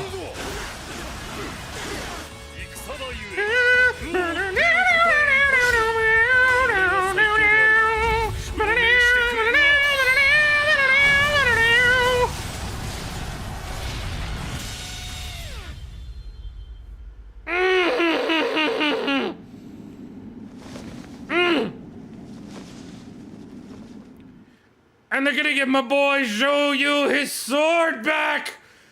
Ah! What am I talking about? I am a fucking fiend for Dynasty Warriors. Always have been. Always will be. Dynasty Warriors. Let's put Dynasty Warriors 8 Zhou, my favorite character. Okay? You're gonna see him. You're gonna see this man. Zhou in Dynasty Warriors 8 in recent releases. He is my absolute favorite. The incredible strategist of Wu. See him here with his staff. Okay? Him standing, beautiful, gorgeous, awesome, smart, talented, excellent, with his staff. Here's the problem. I did not come up on staff Zhou. I came up in Dynasty Warriors 3 and Dynasty Warriors 4. What does that mean?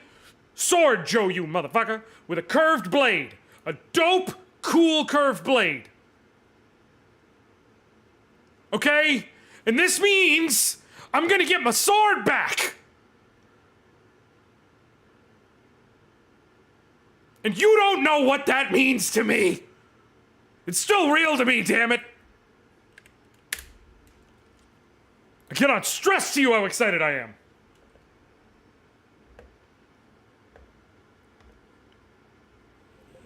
And, more importantly,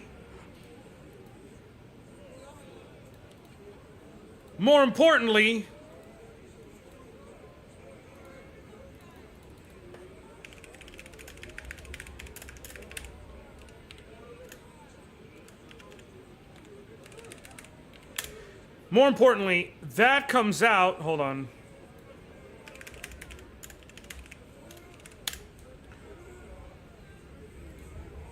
That comes out on March 19th, and the Switch 2 release of Dynasty Warriors Origins is January 22nd.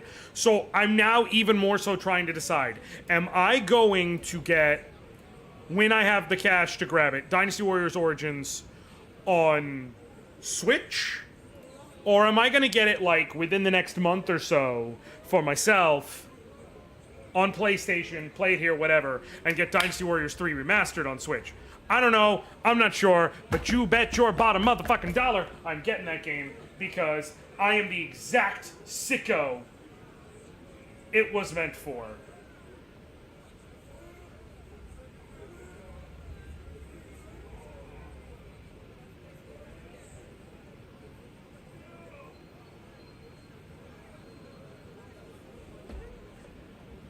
Like, they made that remaster for me. This guy. The guy who knows numerous historical figures in the actual romance of the Three Kingdoms, and who knows things like what a style name is, and the style names of several important people, and even unimportant people, because of how deep I got into how much I loved that whole period of time and everything because of Dynasty Warriors 3 and Dynasty Warriors 4 and the fucking impact they had on me as a kid. The game was purpose-made for me. If there's some sort of, like, collector's edition, I'm curious.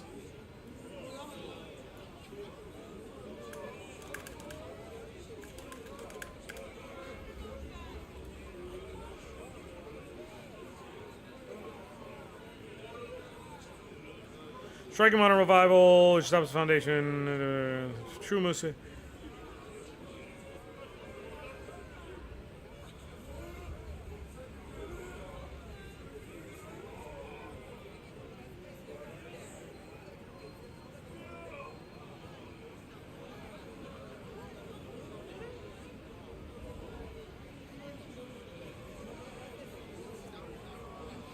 And for yeah, if there's like, if they decide to drop like a collector's edition, I will get that shit.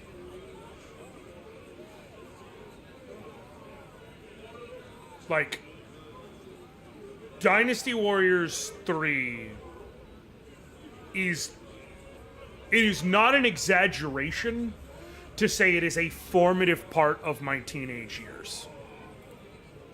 And, like, the amount they put into, like, the amount of my soul that is directly connected to that series and my interests and everything because of it. I heard someone refer to a hot Carl. I didn't know what it meant, so I looked it up. Kill me.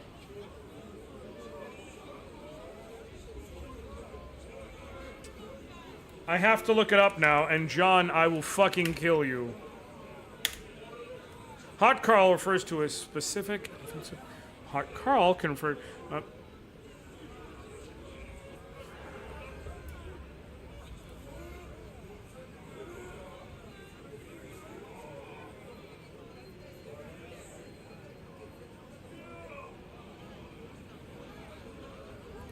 I just looked up what it meant. You know how that makes me feel? Like, genuinely?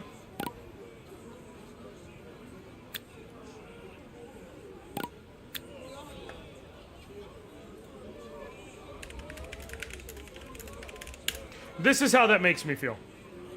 I just need everyone to understand. Take care. Hold on. Hold on. Hey. Hold on. Starving. Hold on. Some call it picky. Hold on.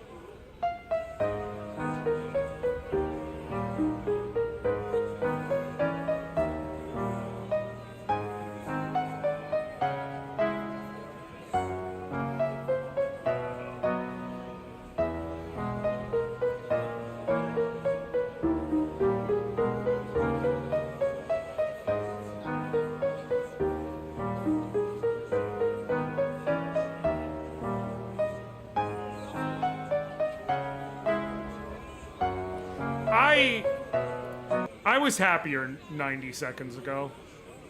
I was happier in my life 90 seconds ago. Oh, Mothman, please. Come on, I'm already in it. You're just making me more excited. I love me some Digimon, man. Are you all right?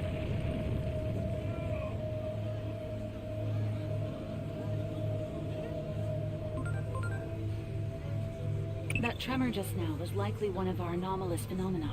I managed to narrow the target coordinates down thanks to some videos from 8 years ago. Footage of the anomaly in this district was uploaded to the internet back then by some civilians. The actual videos have since been removed, but the comments still remain. And they tell us that those videos were all recorded in areas that are now on the inside of that No, John did it to me, Dorian. Don't Check lie. again to see if there isn't some way to get beyond that wall. Listen, you want to know what? No. We're gonna address this. We're gonna address this. John did that to me, okay? I'm gonna tell you something right now. Hey, everybody, don't look at that Pokemon poster over there. Now I want you to look me in the windows of my soul and tell me you didn't look at the Pokemon poster over there. I want you to do that. I want you to tell me that. You cannot come in here and say, someone told me about this, and I looked it up, and I was horrified, and expect me to not need to know.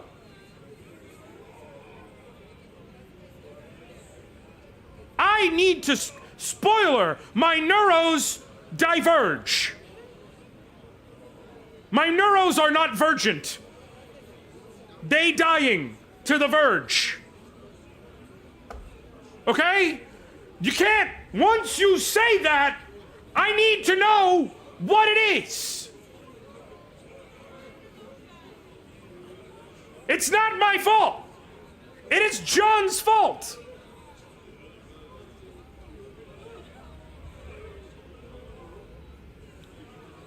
I didn't because I'm autistic and follow the rules. No! No! I don't want to hear it. Because you know what overrides following the rules? Special interests. And my special interest is knowing shit. And unfortunately, as I have learned, based on looking up the definition of what this motherfucker was talking about, I hit the nail on the mark harder than I thought because I truly know some shit now. And if you haven't looked it up, I feel like you can use context clues to figure out what might be involved in it.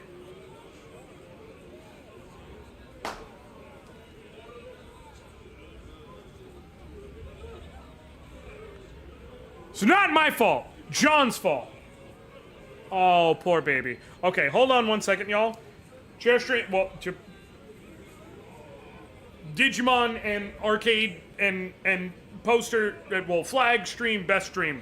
I'll be right back. I just looked over. My puppy is passed the fuck out on his blanket over here, and it is late. He's usually in his bed by this time, so I'm gonna go put him in his bed because I feel bad. I will be back momentarily. I'm also going to grab a drink with some flavor.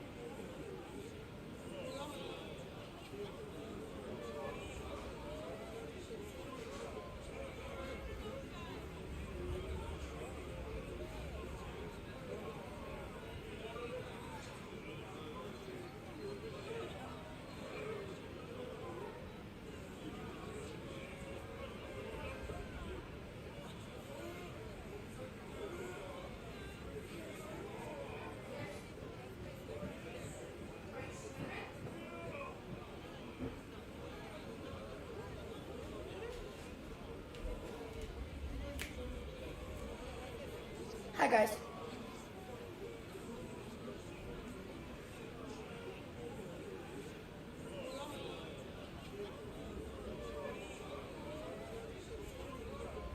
So, what we doing?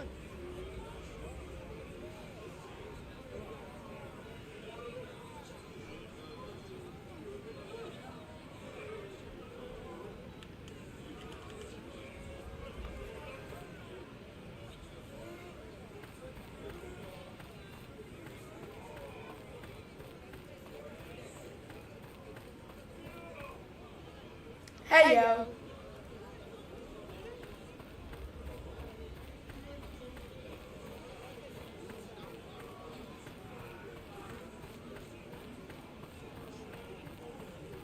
You guys like my circles?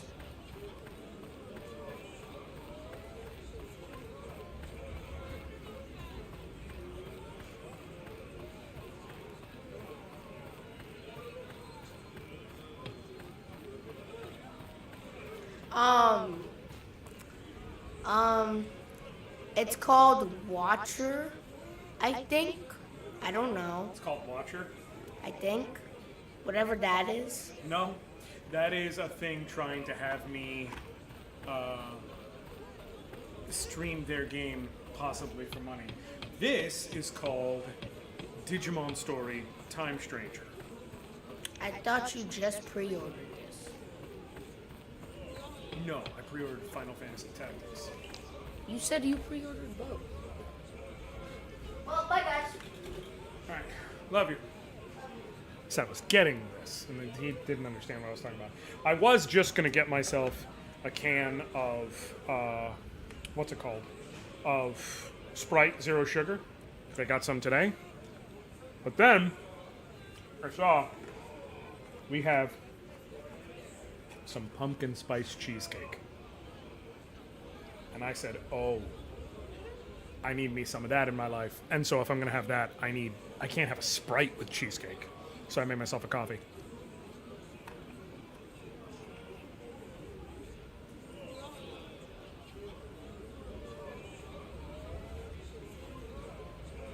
Oof.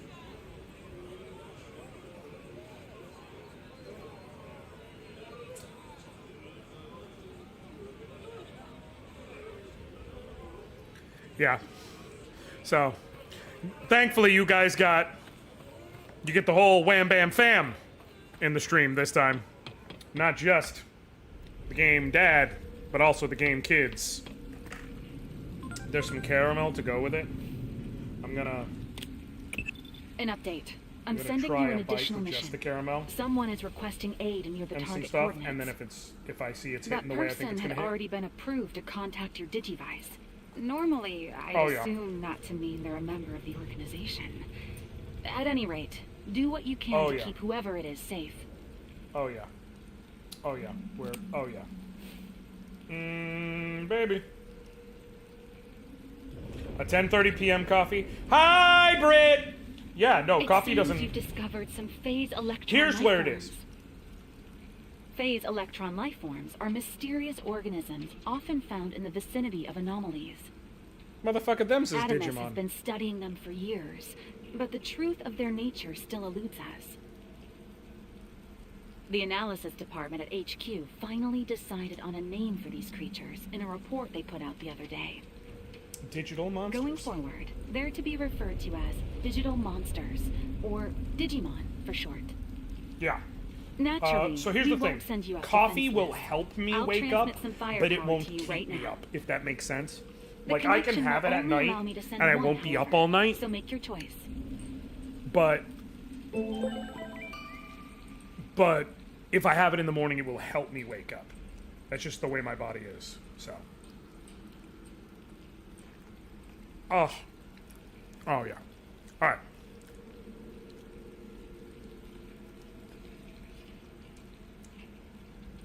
Y'all two are gay. Complimentary. Okay, I can have Patamon, Demi-Devimon, or Gomamon.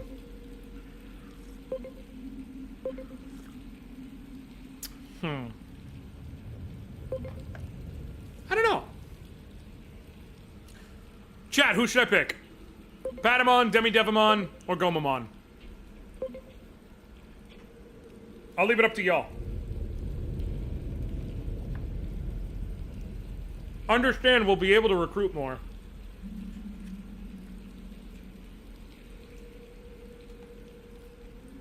But do I start with Patamon, the little loaf, who becomes God's perfect messenger?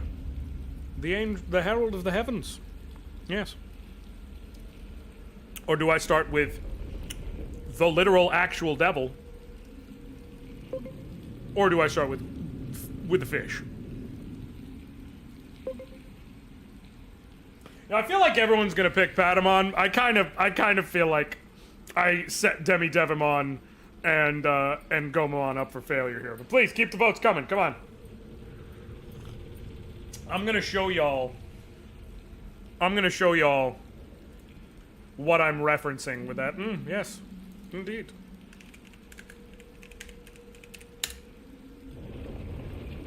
I gotta tell you, I just had to make some smart parenting decisions.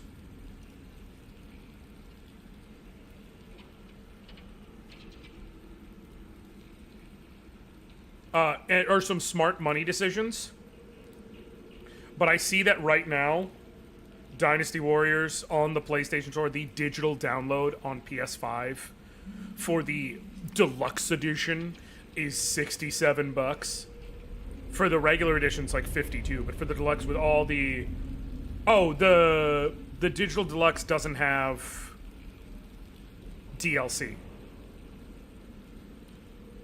It's like, it's the main, an official book, a soundtrack. It's not actually, like, DLC content or anything. Okay, then never mind. Even better. I'm just checking. Yeah, it's not. Okay, cool. Wait, letters... Provide gold for buying things like and Pyrexing when you select new game, letters will be delivered to you at the end. Oh, it gives you some extra, like, currency, but nothing that you wouldn't, like, nothing you need. So the base game, then, even easier, is like $52. I am being smart right now. But I'm just gonna say, if someone went to my throne and spent $50 on PlayStation cards, or sent me $50 on Ko-fi, or whatever, that motherfucker would get downloaded tonight. Anywho, that being said, what I will show you is creator of Digimon. I need to show you all this. This guy is hilarious. He has so many good ones, but this guy is hilarious in general. Diamond actually introduced me to him, but... What if we gave the Pokemons? Okay. What if we gave the Pokemon?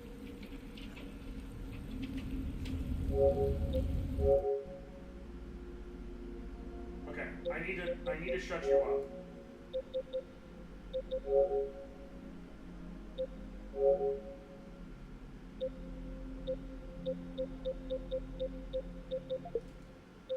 Cool. Okay. I need y'all to see this guy because I truly love him. Like, he's just so fucking great.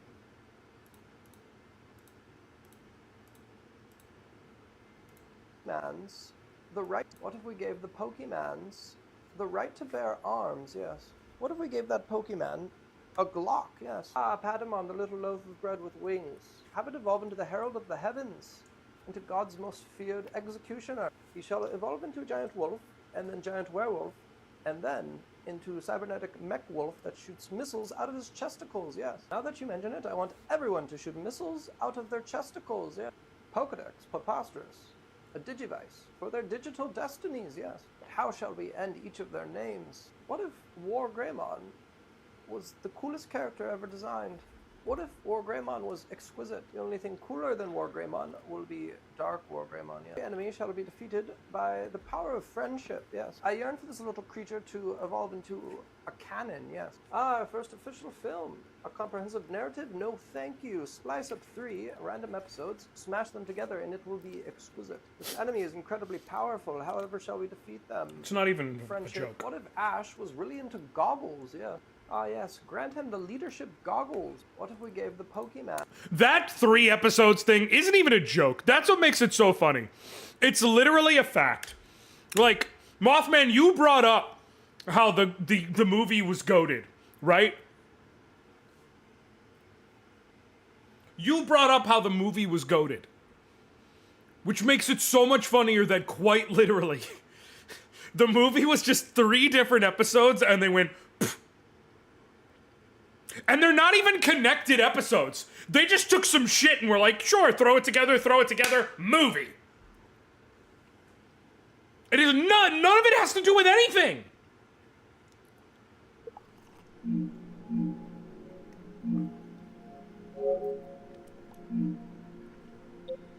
But I do love that. What if Patamon, the little loaf of bread, became God's perfect messenger, the herald of the heavens? Yes. What if we gave the Pokemon a Glock? Okay.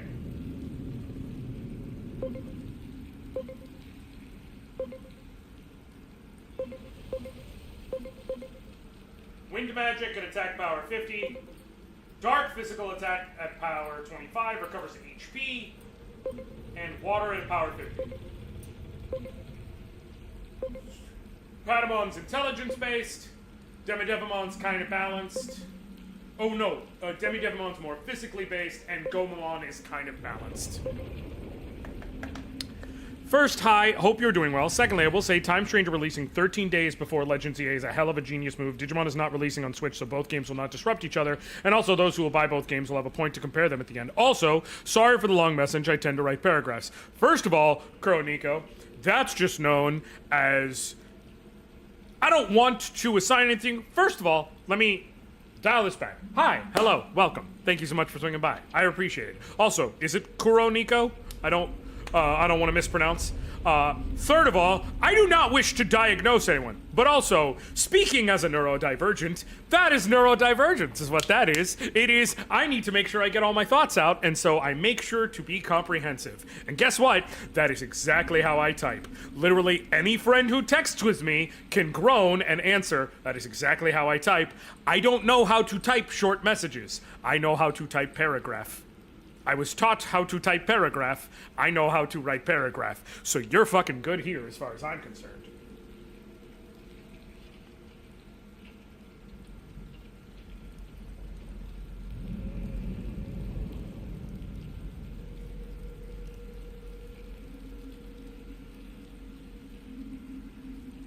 Yes, it is pronounced Kronik, and yes, you neurodivergent here. Boom! I'm not trying to say I spotted that shit from a mile away, but you came in and you could not help yourself but write a paragraph talking about the complexities of Digimon and its release date.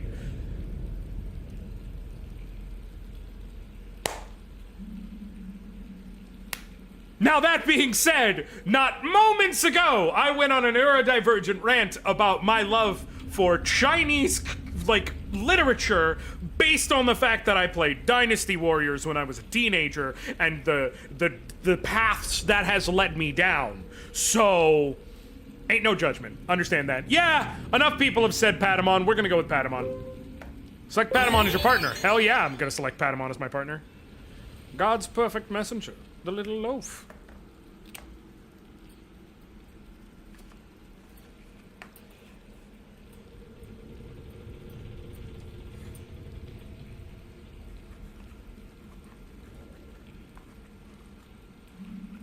I just went at this last piece of cheesecake in a way I do not necessarily want people to see and judge me over.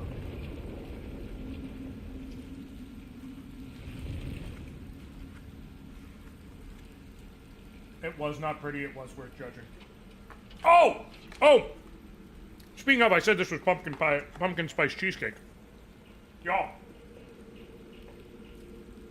I do a thing. Wait here for vaguely 30 seconds. I'll be right back.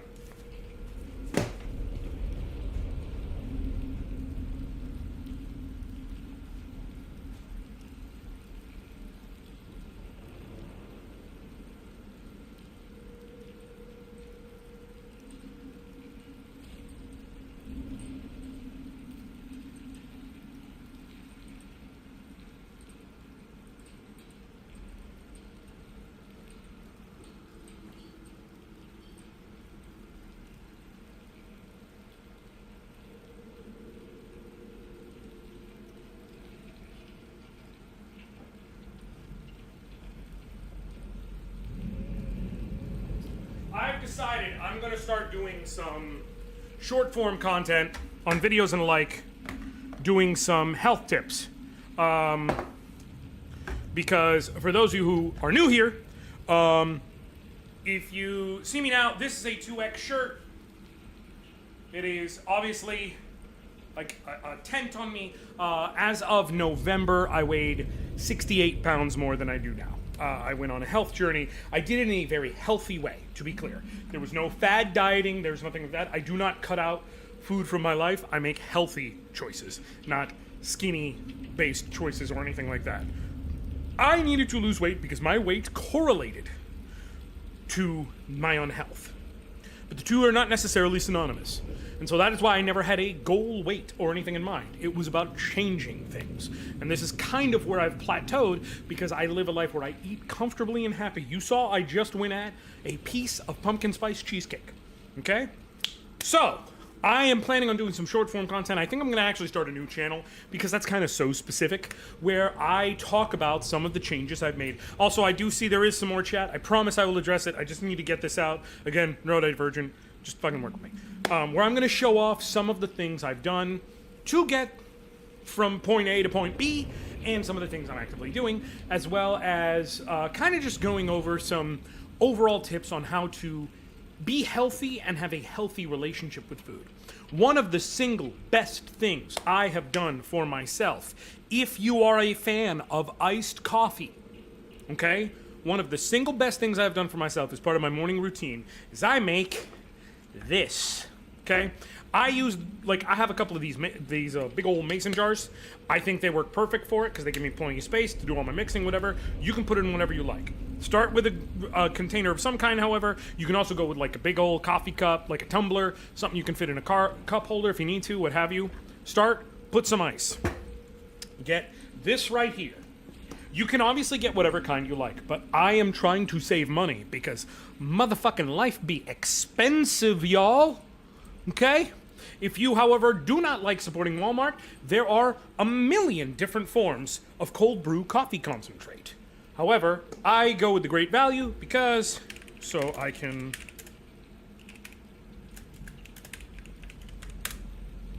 make sure to give people accurate assessments of what these cost through this whole thing. This right here at my local Walmart is $4.42. There is no tax on it because it is a food item. Okay? This bottle will give you about 8 different servings of what I'm going to show you. And then I personally go with the Premier Protein for the shakes. They are not super expensive. They do cost some money, I do need to be clear, but they're not super expensive, especially if you can buy them in bulk. If you can get yourself a membership to a Sam's, a BJ's, a Costco's, anything along those lines, you can buy the 15 packs for anywhere from $21 to $26, depending on which store it is, if they have any deals, anything along those lines. So you're looking at about $1.25 to $1.50 per bottle. Then you count the fact that this is $4.42 for 8 servings. So all in all, it's about $2, give or take. Anywhere from like the most expensive end of it, it would be about $2.25. If you get it where there are like where there are $21, it's closer to $2 even. So $2 iced coffee to start your day. You start with a container. Oh, and if you're going to try and engage in healthier eating, I cannot stress enough, get yourself a basic food scale. It helps you so much with it's not about having to restrict yourself, because there's so many times where I will put more of a portion than whatever the serving size is, but it helps me understand how much I'm actually intaking so that I can do the math on this is how much I want to eat and work my life around it. Okay? That's the thing about it. It's not about giving things up. It's just about making the things you want work. So I like iced coffee. It's a good way to start the morning. So get the bottle, put in ice. 4 ounces of the cold brew coffee concentrate. This is a 32-ounce bottle, so 4 ounces, like I said, 8 servings of it. And then just toss in an entire one of these. Iced coffee in the morning. Mix it together, drink it. I promise you, it just tastes like iced coffee. I know this is a protein shake. The reason I go with Premier Protein is you can get good flavors, And when you mix it, especially when you mix it now, you can also get a little bit creative with it if you want. I did not bring up, but I have the Skinny Girl sweeteners, like coffee sweeteners, liquid sweeteners downstairs. I have a couple of different flavors. If you happen to like any of those flavors in coffee and things like that, that is what I use instead of using sugar. They have brown sugar cinnamon. They have vanilla caramel cream. They have white chocolate mocha. They have all of those. You can get the vanilla shakes and add in one of those sweeteners and get yourself a flavored iced coffee of the flavor you like. There's a bunch of different ways to do it.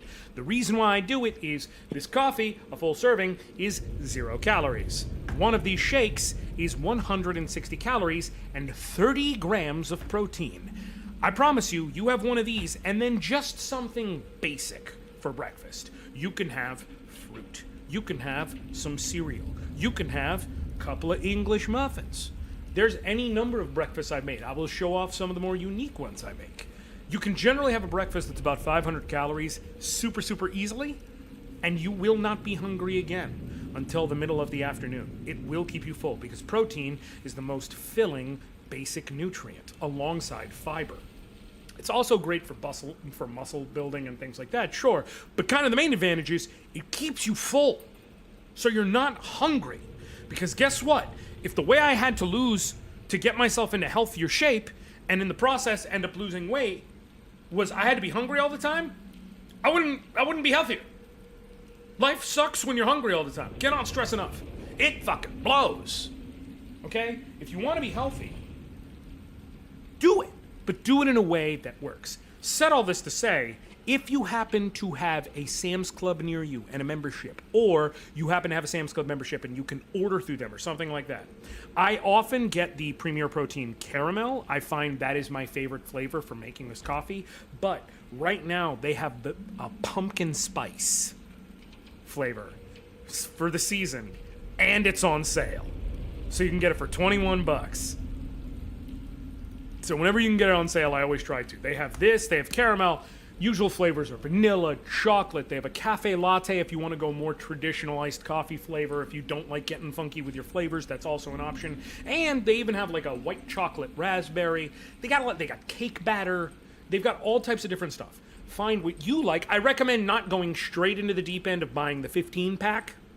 Try a couple of different ones. You can get them individually for like $3. It is more expensive, obviously, if you buy them individually. But try a couple of the different flavors. See which ones hit your fancy, if you like any of them. And whichever one does, go with that. Because they sell all of them in bulk at Walmart, at Sam's. You can get them even in the 12-pack at Walmart. It's not quite as good of a ratio. You go to about $2.50 per iced coffee, thereabouts. It's still cheaper than going to Starbucks, going to Dunkin' Donuts, going to any of that. And it takes you 45 seconds in the morning to put ice in a cup and to weigh out 4 ounces of this, and then the entire last step is pour in the whole motherfucker and twirl with a straw. That's the whole thing. I needed to explain that because, like, that is one of the first videos I'm going to put because I feel like it is such a simple, basic, easy way in order to get your morning started in a healthy variety that kind of and I cannot stress enough, one of the biggest things I found with this for me, now you have to find what works for you, but one of the biggest things I found for me is my breakfast, not necessarily eating in the morning, because people have different rotational schedules. Some people tend to be more nocturnal, some people tend to get up in the afternoon, whatever. My breakfast, the way I start my day, if I have a solid meal, not necessarily a stuffing meal or anything like that, but something solid to start my day, it sets up the entire rest of my day, because I never get too hungry, because I never let myself get in that hunger pit.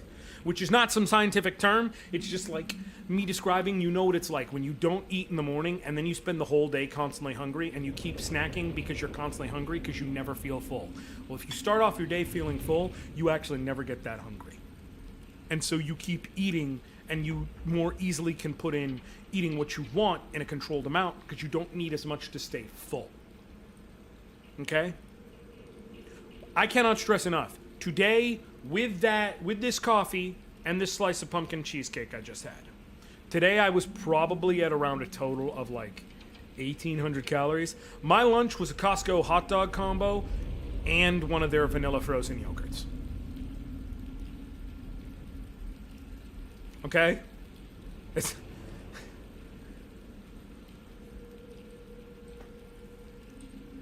You can eat. You can eat and be in a deficit and lose weight. You just got to decide where to make some cuts. You know what I mean? Because balancing diabetes, and I'm assuming that's celiac, even though it's spelled celiac, and meds that make me never actually feel hungry has been fun and involves a lot of formal arms. No, that's the opposite program, and that means you have a very different thing. Now let me catch up. By the way, question. How likely is that Zed Millenniumon is somewhat involved in all this time travel? Oh, 100. I personally am putting money on it. Okay? And I'm really hoping we get some Cyber Sleuth callback in that regard. If you have strong opinions about turn-based JRPGs you've backed up with historical or socioeconomic evidences, you're really in the correct place. Cannot stress enough that that's true. Speaking of, remember, I am with 99.99999% confident I am getting an early access code for Final Fantasy Tactics. So you can look forward to that somewhere in the Monday, Tuesday, Wednesday area, depending on when I actually get it and when I physically have time to stream. But that's going to happen. Let me go put all this back and also throw this container cheese that was of cheesecake away. I'll be back momentarily and then we'll proceed with the game.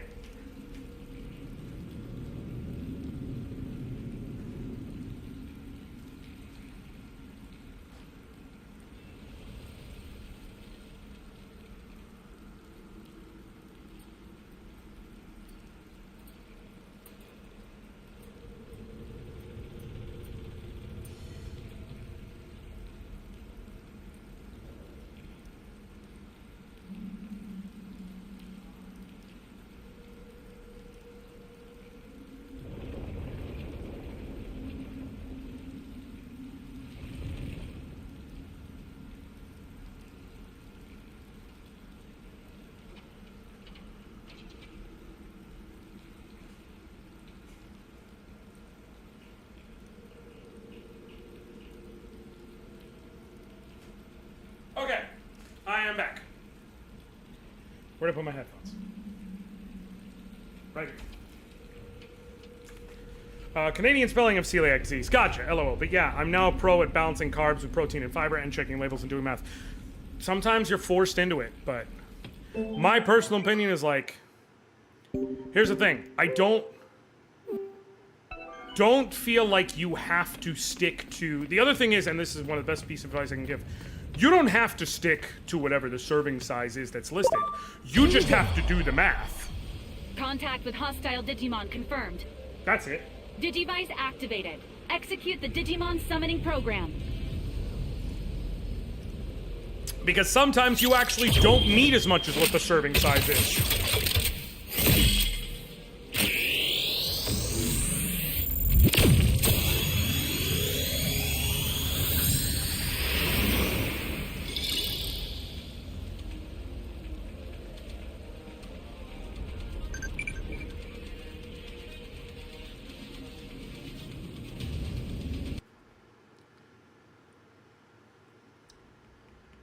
I'm tripping?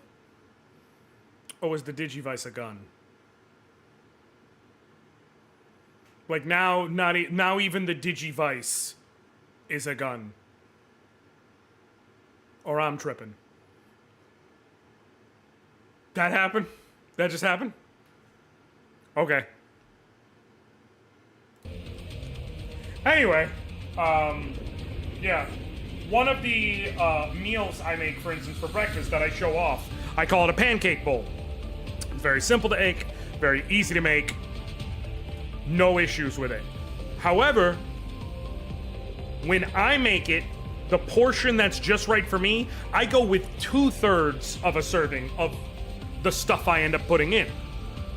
You may want more for breakfast. I find if I do a full serving of all the stuff that goes into it, I get too full.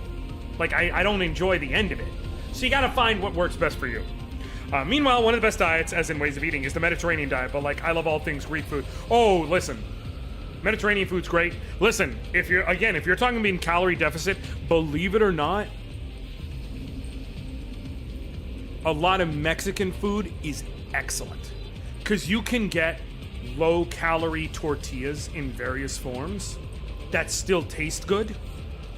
Whereas most bread alternatives suck. Keto, I'm sorry. I'm going to say this right now. keto bread sucks ass. If you like it, all the power to you. I can't do it. I can't do it. I tried it. I can't do it. I can't. It tastes awful. So I eat bread. I just eat regular bread. But that means I can't, have as much. It's fine. It's simple. Like I said, you just gotta work around it. Tortillas, though, man, the Mission carb balance tortillas, the extreme wellness, high protein, like low carb tortillas with extra fiber, all of them, they just taste like flour tortillas. Like, they don't taste weird. They literally straight up fucking taste normal. But you can get so much more containment out of it, and so then you're loading it with protein and veggies, which doesn't have a ton of calories. So you can eat a lot. Like, I make delicious Fiesta Lime Crunch Wraps that are like a Fiesta Lime chicken with queso and shredded cheese and lettuce and tomato and all of it in there. And the big tortilla and the tostada and the whole nine. And the whole thing's like 400-something calories. And you are full when you're done eating it. If you do the new channel with tips, that would honestly be helpful. My mom has been on a weight loss journey because her doctor put her on meds. It's worked out. She hasn't felt happy throughout the process. Now my doctor is saying I have till next year to try to lose weight on my own, or I'm getting put on meds. Frankie, I will tell you right now. I'm gonna dovetail off the game for a bit. I hope people don't mind. This is important to me. I simultaneously want to achieve two things. One, I think being healthier about eating has made measurable improvement in my life. Like, the energy levels, the way I feel physically, all of it. I threw out my back some time ago, having lost the weight, but when the doctor scanned me, they even said it was a freak thing where the nerve pinched. And like, it was one of those things where they looked at the scan and there's like, this is just, your body gets older, it happens. But if you look at the actual reading on the scan, it kept saying, patient spine noticeably better than previous scan. And the previous scan was about 2 years ago when I had gotten into a car accident. Year and a half, 2 years, something like that. Like, I have done measurable good for my body, and I feel it. I'm not perfect by any means, but I feel it, okay? But the weight itself is not necessarily the thing that's healthy or unhealthy. It was a lot of the changes. But for me, like I said, I knew weight went hand in hand to not loving my body and not treating myself well. Sometimes it doesn't work out like that. Like, here's the thing. At my current means of eating or whatever, I've been basically plateaued at the same weight for a couple of months. If I really focused, I could cut more weight. I just don't feel the need to. I do want to get in better shape in terms of going to the gym and, building up more body muscle and things like that, especially for my back. But that's just a personal thing. But that's not weight. That's wanting to be physically healthier because I don't want my back to be terrible when I'm older, when I did so much physical labor when I was younger, and I've seen what that's done to older members of my family. Right? So but the weight kind of comes in because it was the way I was eating and the way I was treating food, often as an emotional crutch. That being said, I want to be very clear. I also don't want to stigmatize medicine towards weight loss because some people need it.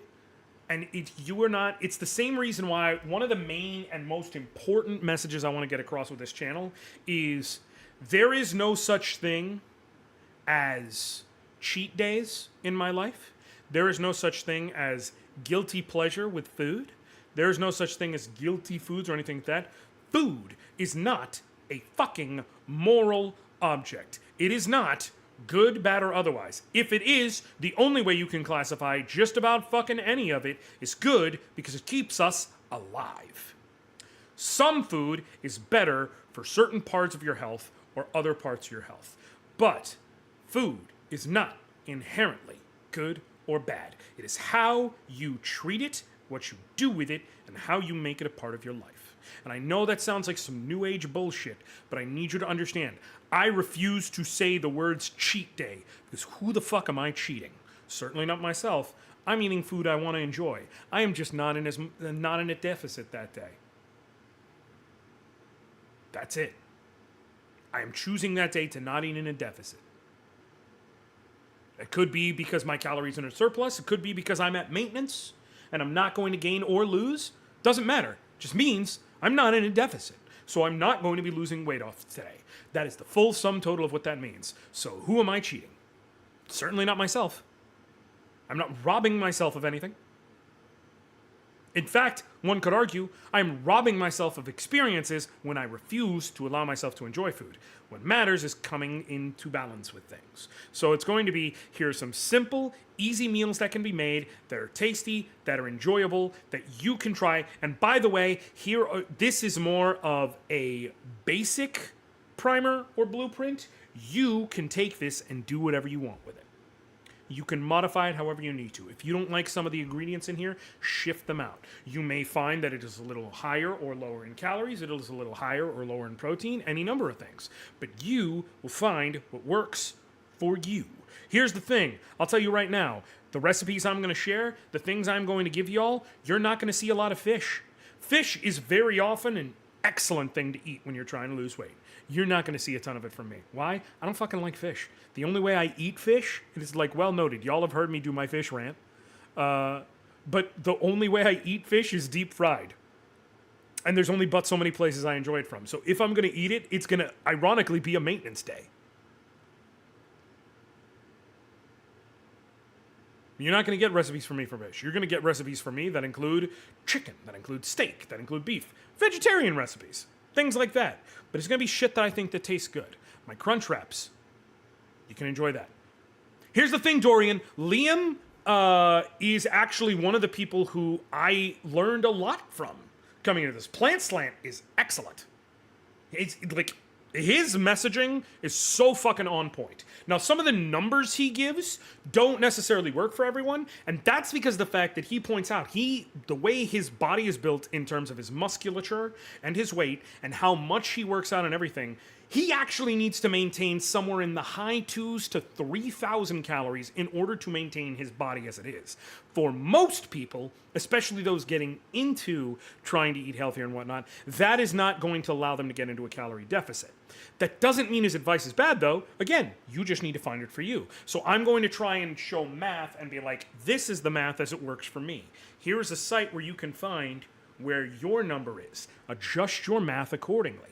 If my maintenance, so like, as a for instance, and most maintenance calculators are going to be an estimation. This is something I cannot stretch enough. But if I was to do a BMR calculator, there are a million different ones. But if I go with the basal metabolic rate, I am 36, male, 5'10". I currently weigh 195. Put it in calories. There are several different ones. But with my current lifestyle, if I'm sedentary, my calorie need is about 2,200. If I'm exercising 1 to 3 times a week, it actually goes up to about 2,500. That is to stay dead even. Okay? However, that's with the Mifflin St. Gior BMR formula. If we go with the revised Harris-Benedict formula, instead that goes to 2,300 at base and 2,600 with exercising. If we go with the Katch-McArdle formula, it's 2,278, 2,610. It shifts. You kind of just want to use that as like a sort of like a guesstimation. It's going to get you in the ballpark. Don't look at it as gospel. For me, every BMR calculator from my age, my height, my current weight is going to have me anywhere, with my BMR being anywhere from 2,100 to 2,300, not counting exercise. With exercise, it's going to put me anywhere from 2,500 to 2,600 with kind of standard 1 to 3 times a week exercise. Especially if it's realistically you're looking more than 3 times a week. Those numbers work for me. They will not work for everyone. If you weigh more, your BMR is going to be higher because of the fact that your body had to get more to a plateau to get to that point. So that's just how it works. That also means that you have more calories to play with while still being in a deficit. What matters is using them efficiently. And how do you use them efficiently? A lot of protein, a lot of fiber. There's lots of ways to do that. If you can stomach Canadian bacon, I love Canadian bacon, that's one of the best ways to start your morning, man. 3 slices of Canadian bacon is generally about 60 calories for 10 grams of protein. That's fucking phenomenal. It was an excellent breakfast. that I say if you can stomach, because not everyone likes the taste of Canadian bacon, but there are alternatives. It's not a shot against Canada, obviously. I just said I love Canadian bacon. Some people don't like it because it tastes like ham, and they don't like the taste of ham. It's not that they don't like pork, they don't like the taste of ham. And it very much so tastes like ham, because it is ham. Okay, cool. If you like bacon, center cut bacon, 2 slices of center cut bacon, 60 calories. Sausage is obviously fattier, though you can make chicken sausage if you enjoy. That's an option for you. And then maybe you're like, well, I'm trying to be a vegetarian. Cool. Who the fuck said you needed meat for breakfast? Here's a fun one. Remember the iced coffee thing I just showed you? If you like, what's it called? If you like English muffins, you can have 2 English muffins with cream cheese and basically have just under 2 full servings of cream cheese. If you're eating like Thomas's English muffins or Dave's Killer, Dave makes some phenomenal English muffins. Dave's Killer English muffins, you can have 2 English muffins with a full serving and like 3/4-ish and a half and 3/4, okay, of cream cheese. And one of those iced coffees, that's 500 calories. 2 English muffins, not 1, 2. Like, there's so many different ways you can have a breakfast for if you're making it at home. Now, and the other thing is, I will show you how to eat when you're out and about while you're like, if you have to have fast food. Because there's ways to do that. Again, that'll keep you. Here's what's one of my favorites. Do you want a chicken sandwich? Go get one. Go to Wendy's. Get either their regular or spicy chicken sandwich. Not the grilled chicken. The crispy chicken. Just no mayo. Or light mayo if you really insist on mayo. But I put no mayo. I instead just put mustard. Or like a honey mustard or anything like that. I prefer that. So I don't mind because I actually prefer that to mayo. But if you really like mayo, you can keep it. Just go lighter on the mayo. That's it. And then swap the fries. For Wendy's, they do apple slices. And here's the other thing I cannot stress enough. I had a thing. Soda was a bit of an addiction for me. I did not like diet soda. So I was prepared to just cut it out and have only water or maybe flavored waters like with the Crystal Lights, things like that. I have found there are several zero sugar sodas that I not only can drink, I enjoy. The difference between diet and zero sugar is diet, they almost exclusively flavor with aspartame, and the aftertaste of aspartame is what kills it for me. Zero sugar, while they do use some aspartame, the main sweetener they use is acesulfate, is a potassium acesulfate, also known as ACE-K. Zero sugar soda, to me, many of them just taste like the regular soda. Dr. Pepper cream soda, Dr. Pepper cherry, Sprite, Wild Cherry Pepsi, A&W root beer, Mug, all of these in the zero sugar variants just taste normal. So for me, I can drink those. Many fast food places have one I can drink. If you're down with Coke Zero, at least try it. If you're down with Coke Zero, 0 calories. So if you can get a Coke Zero or otherwise suitable 0-calorie drink, what I get when I'm at Wendy's, since I said Wendy's is the order, is they have it's a diet root beer, but they actually don't use a lot of aspartame in it, so it just tastes like root beer. I get that.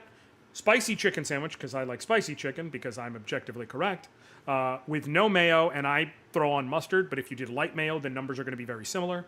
And I swap the fries for apple bites. That's 500 calories. It's 500 calories.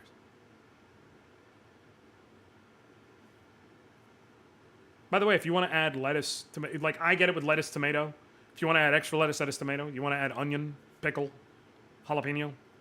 The numbers aren't changing. None of that shit has any real caloric value that you would actually have to sit and check. There's ways to eat while you're out. I'm going to Taco Bell. Cool. Get 3 tacos. Get 3 tacos. Just get 3 soft tacos. Not the supreme. Get them regular. So lettuce, shredded cheese, taco sauce for them. You can eat 3 tacos. It's like 500 calories. If you get the zero sugar drink or the... It's not really difficult. There's options everywhere. And by the way, 5 is just an easy number to go with. You're going up to 6, going up to 7, there's even more options. They're there. Sorry, I didn't mean to take away from the game. Guess I kind of worded it wrong. I wasn't saying the meds are wrong. They're just messed up with my mom's relationship with food. 100%. 100% get that, Frankie. And as someone with depression who already has issues with overeating, it's a scary thought to have such a drastic change. A guy I follow on Instagram for recipes also started to get healthier and lose weight. Seeing his new recipes has helped, so having someone who says, 100%. Learning to embrace pickles of various varieties. Also true. Here's another thing. If you... Meal prep can often be scary. The idea of, oh my God, I've got to do meal prep. Flip side of the coin, if you just make food for yourself as a meal that you know you're going to have more than you need, and you just, when you're done making it, portion it out onto a plate, and then the rest onto containers, it doesn't feel like meal prep anymore. It's making dinner and just putting away the extra. But it is meal prep. I make chicken marsala. Get gluten-free fettuccine. Mind you, you can get regular-ass fettuccine. The numbers do not change enough for it to matter. I just get the gluten-free fettuccine because, like, it doesn't... Like, the numbers are a little lower, and it doesn't change the taste. You do not have to get that. Again, one of the things I will stress is, this is what I get. Find what works for you. Just adjust as you need to. I do a box of gluten-free fettuccine. I do it the cheap way. You can get, Campbell's has a pre-done marsala sauce in a bag. You can get it on Amazon or any other number of places. And then a thing of like, I get like the chicken boneless, skinless tenderloin strips and a container of mushrooms. Cook up the mushrooms, cook up the chicken, toss the mushrooms and the chicken in one big pot along with the marsala sauce. If you've got a little wine on hand and you want to add it to deglaze just to really amp up the flavor, go ahead. You make your pasta, throw the whole thing in one big pot, and then just on a plate, rest in container, so it's already the normal portion amount, you're done. You've just meal prepped 3 days, 4 days worth of food. And it's a 500-600 calorie meal. And it's straight up chicken marsala.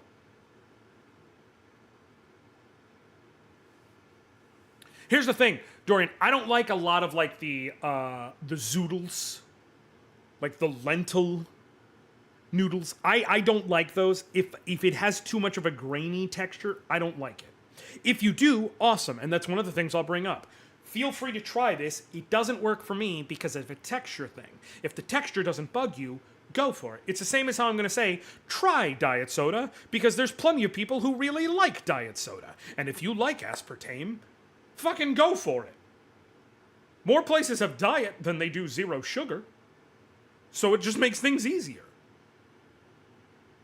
Like, there's so many good options. So that's why I want to do a second channel where I just kind of talk this stuff out, because so much of it, when you're looking down at it from a bird's eye view of this is everything you have to do, it's fucking huge. It's massive, okay? It is a chasm of work and information and things to remember. But if you start slicing it into little pieces, it's actually really reasonable, and it's not that difficult. It's really not. There's so many little things you can do that make the rest of it so much easier. And the thing I cannot stress enough is you can't get yourself to a point where you're afraid of the food, or you're afraid of existing around the food, or like the food is scary or whatever. And when you're there, it means that that's where the relationship is unhealthy. And it's okay, because I'm not saying it's okay to be like, you should be there. I'm saying it's okay to have gotten there, because so much of what we're fed and what we're told makes it a moral failing. It's on us that we got there. When the reality is, so much of the shit we're dealt, and so much of the shit that's put into us, gets us to this point. And it's not a self-made choice. It's not our own decision. But we're here now. So now, let's take what was dealt to us and go. Canning is also slept on. You mean canning? Oh, canning vegetables. Here's another one. Hey, fun fact. Do you like SpaghettiOs? Eat them. A full can of SpaghettiOs is only like 290 calories. Now, if you get the ones with the Franks or the meatballs, it's more, but even then, it's like 400. And if you're cool with just the regular ass SpaghettiOs, you can get 2 cans for less than 600 calories. And you will be, I promise you, if you eat 2 full cans of SpaghettiOs, you're gonna be full.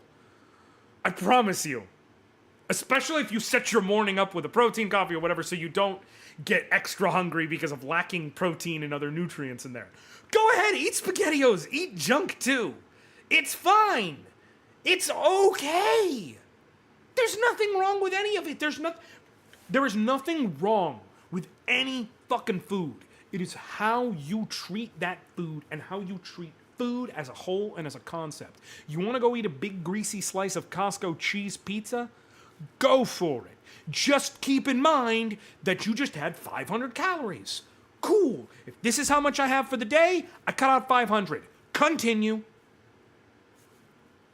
It doesn't matter whether the 500 comes from a Costco slice of pizza or whether it comes from 16 pounds of lettuce. It's 500 calories. You do want to make sure you get nutrients, which is why I'm going to recommend whole foods where you can get them. Eat vegetables, eat fruits, things like that work for you. But if you're... But 500 is 500. It's fucking thermodynamics. That's how... It is thermodynamics. It's that simple. Your body burns this many calories.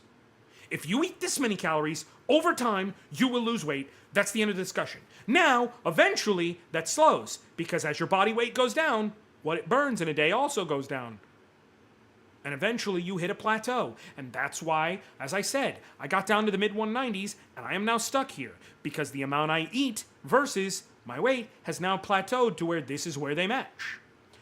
That doesn't mean you have to be hungry. And so my secrets are, here's how to eat. It's not secrets. I want to share them, because here it's like there's ways to eat so you're not hungry. Food is scary, man. Food is scary, life is scary, because we keep being told it's your fault. You did this, you did it to yourself, you're like this. And the fucking reality is, a lot of us are just playing with the hands we were dealt, and a lot of us are just eating based on the way we grew up, and the ways we were taught, and what's available to us, and what we know. And none of that is a moral failing, and none of that is wrong, and none of that is an issue. So let's find how to make what you know work for you, and here's some extra information to put it together to find what works for you to be healthy in your way. I cannot tell you how you can be healthy. I can tell you how I got healthier and ways that can generally make people healthier overall. But I cannot tell you how to be healthy. You have to figure that out. I'm just going to provide information. Just like school can't tell you, school can give you the information, but it can't make you learn, if that makes sense. It can't decide it for you.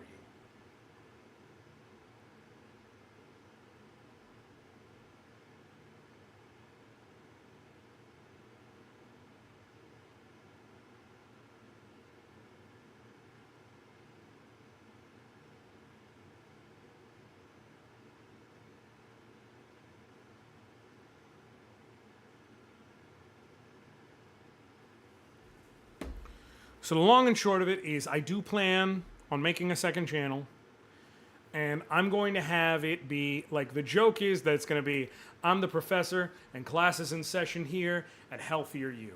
Because my goal is not for you to be skinny. My goal is for you to be a healthier you.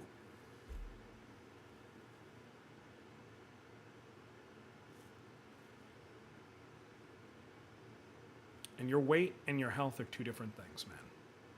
They just are. Sometimes they link up. So many times they don't. Your body physiology goes so far beyond you. goes so far beyond your choices. So many, many, many details are determined before you ever pick up a fork.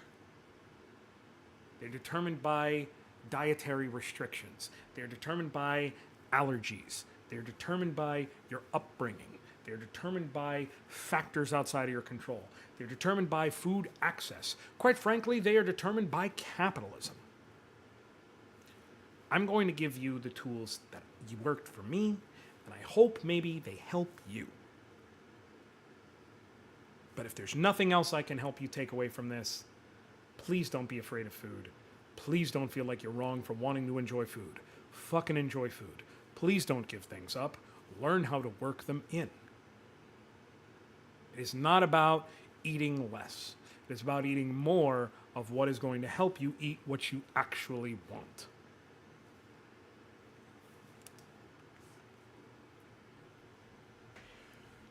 Whew! Back to the game. Damage is calculated based on an attribute compatibility. The compatibility matrix of vaccine owns virus, owns data, as well as elemental resistances and traits. While attack compatibility can be confirmed during target selection, where damage output in percent will be displayed along with corresponding arrow icons to indicate effects based on attributes, elements, and traits. You can also view an enemy's compatibility details via Analyze. When facing enemies with unfavorable compatibility, consider switching to Digimon with favorable compatibility. Detailed information on attributes, elements, and traits can be found via Digivice System Tutorials Battle. Okay, cool.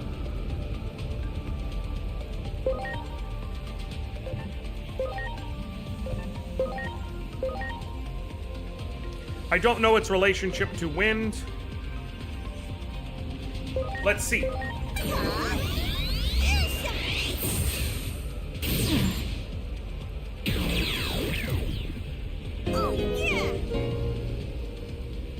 It's a loaf.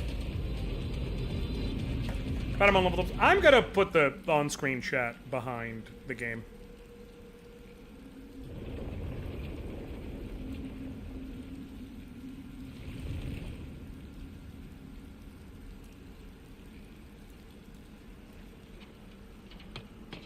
What up, bro?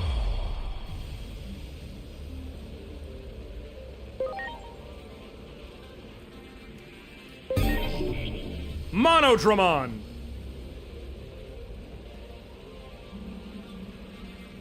I do like this dude. Can I get him? I want him. All right, regular attack.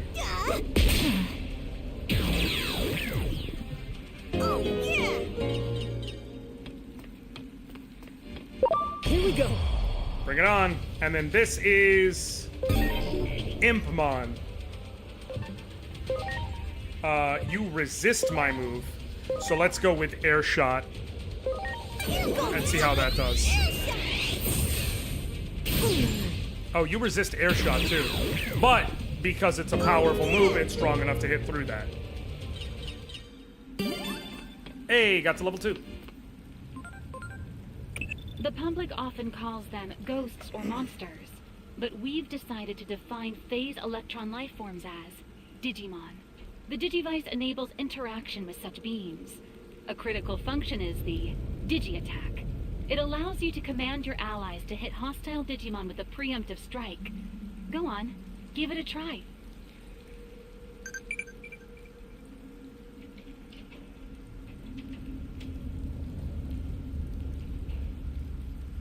Hold on one second.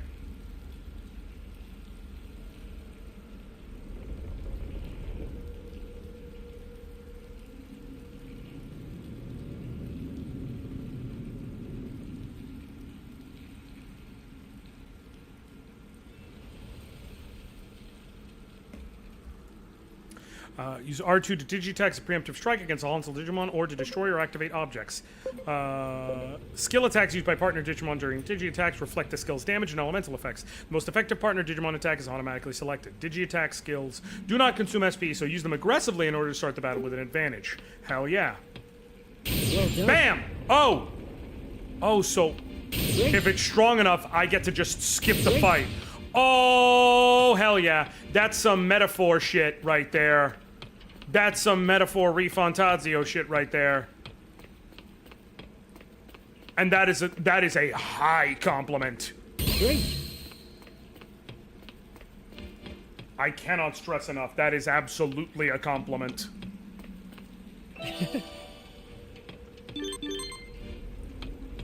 With the progressive enhancement, eventually the preemptive strike of your Digitech. That will help you complete your mission more efficiently, so I hope you put it to good use. Great. Gray texture. Okay. Well done. Gatsumon, cool. Great. And an HP attachment.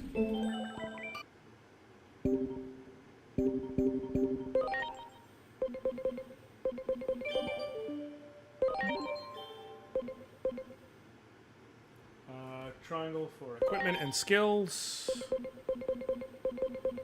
Attachment skills. Holy Light performs light magic attack at power 40. Okay, cool.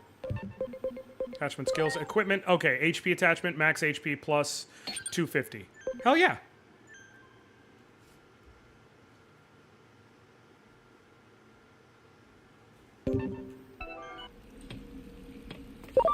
Well done.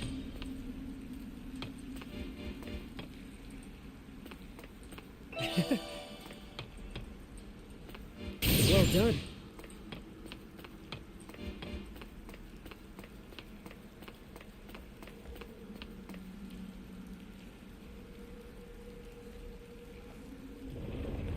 You have to apologize when you do something wrong and apologize well, right?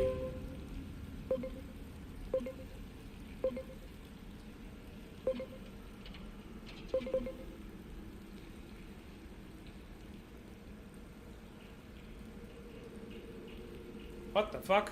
Oh, this is like Digimon personality type.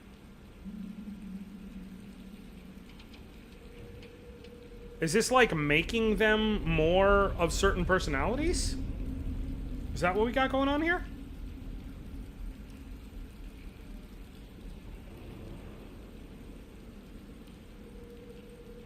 I'm guessing, and that's also going to affect Digivolutions. So,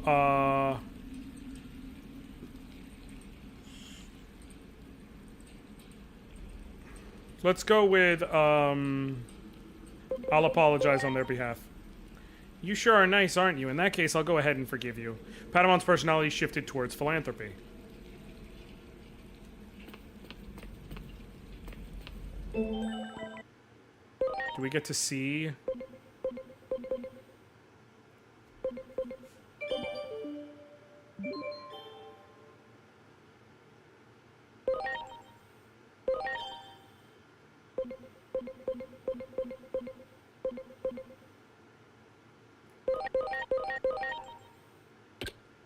Okay, yes we do. Enlightened. An inspired heart boosts into... Oh! This affects your stat growth! Okay! I'm good with that. That seems cool.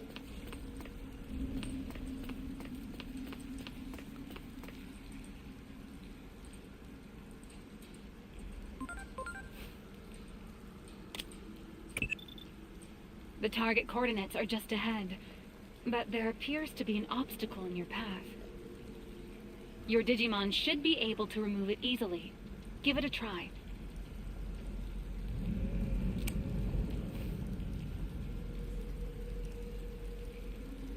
Okay. There. Bam! Yeah, being able to destroy shit that's in the way and, like, attack things on the map is super metaphor in the best way.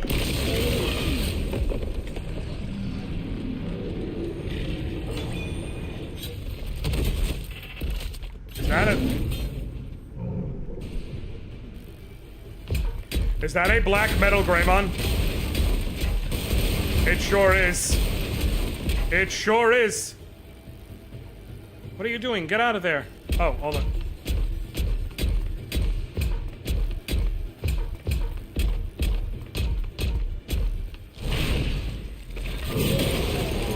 Hey, over here! Come on! This way! Run!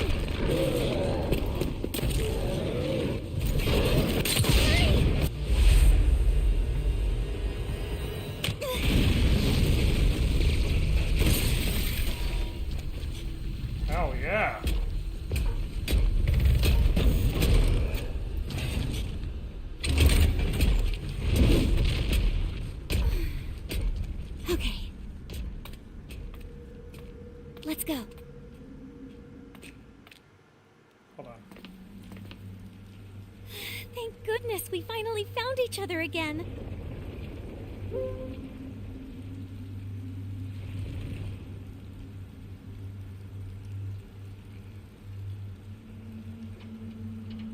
Okay, that was weird.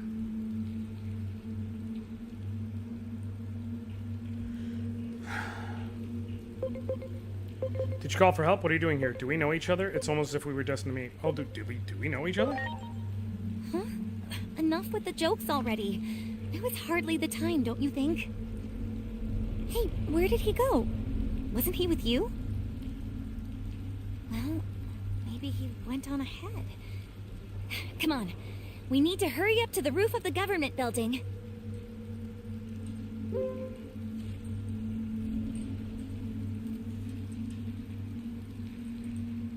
Roof of the government building? Seriously, what's with you? I mean, isn't a war supposed to break out? We have to get to the roof of the Tokyo Metropolitan Government Building. I'm guessing she's the target for our additional mission. She's not making a whole lot of sense, though. It's highly probable that she's been affected by an anomaly. What I still want to know, though, is why she was already approved to contact your Digivice. I'll check the database again. If I learn anything, I'll be in touch right away. Even though she piques my interest, we need to do something about that giant Digimon first. Of course. We can't allow it into the city. For now, please proceed with the primary mission. Roger. Securing the target and continuing off.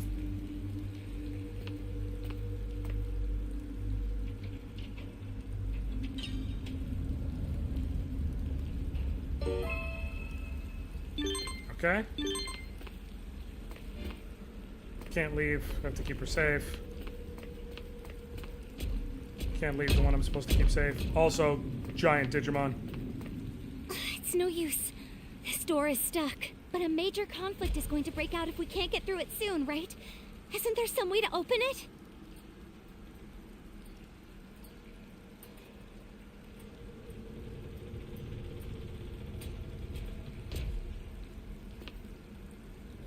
Could probably break through with the Digi attack, which is what I thought. You got it. Bam! Oh, don't scare me like that. At least give me some warning next time, okay? We should be getting close to the government building. We have to stop the fight that's about to start on its roof.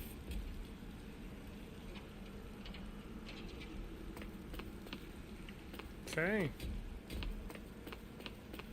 Wow. Wow.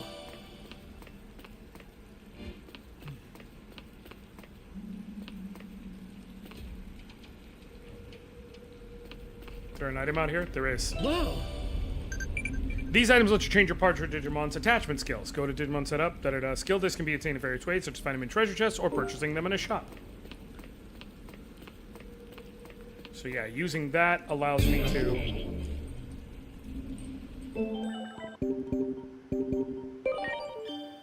No. Set up equipment. Can give you Icicle Edge. Perform an ice attack at power 20 times 2 hits. So this gives me 3 different elements to hit. Holy, ice, and wind.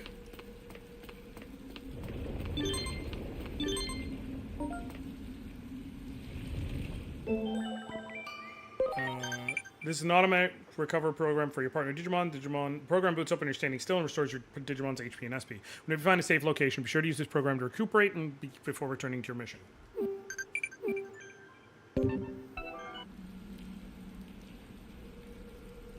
Okay, cool. Simple enough.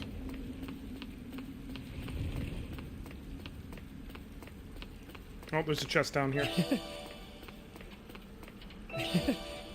HP capsule, so that's a healing item.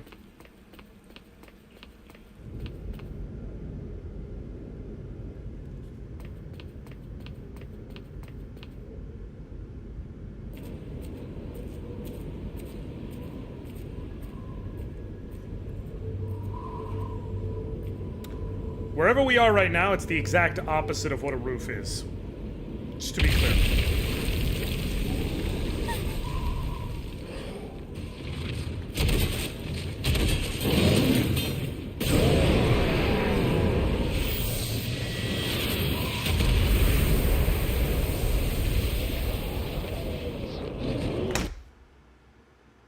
No. Omnimon! Woo! Are you... Right off rip, baby! They're bringing heat. Oh, why am I even in this fight, fam? Blue Metal Greymon. Why am I even involved in this fight? I do not need to be here. Omnimon got this shit. This is a virus Digimon, so he resists me. Let's go with Air Shot. You got nothing! Airshot! It is time. Transcendent Sword!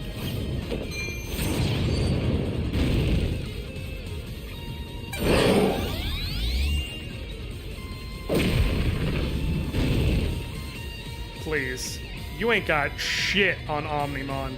Anoriand, use this. I got an HP capsule.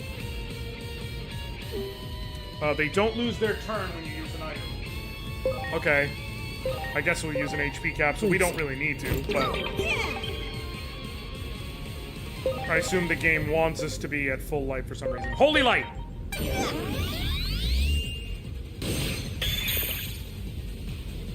You will never see it come. Transcendent Sword! Baby, baby. Come on, I want to see the cannon, baby. Come on. Come on, give me that good shit, what I want, what I really want. Icicle Edge. You will never see it coming. Supreme Cannon!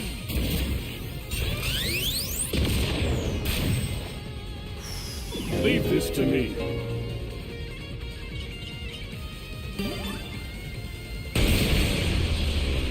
Never stood a chance, man.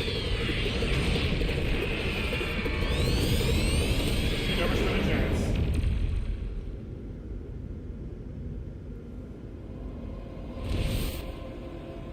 He's so fucking cool.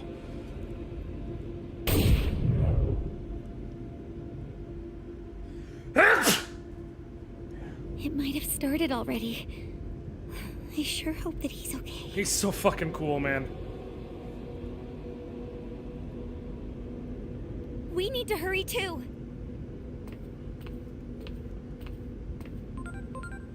Holy shit, it's almost midnight over here. No wonder I'm feeling tired. That Digimon just now is the largest ever observed. Anomalies are harbingers of further tragedy. Odds are there's more, and worse, yet to come. We have to nip this in the bud. That's our mission.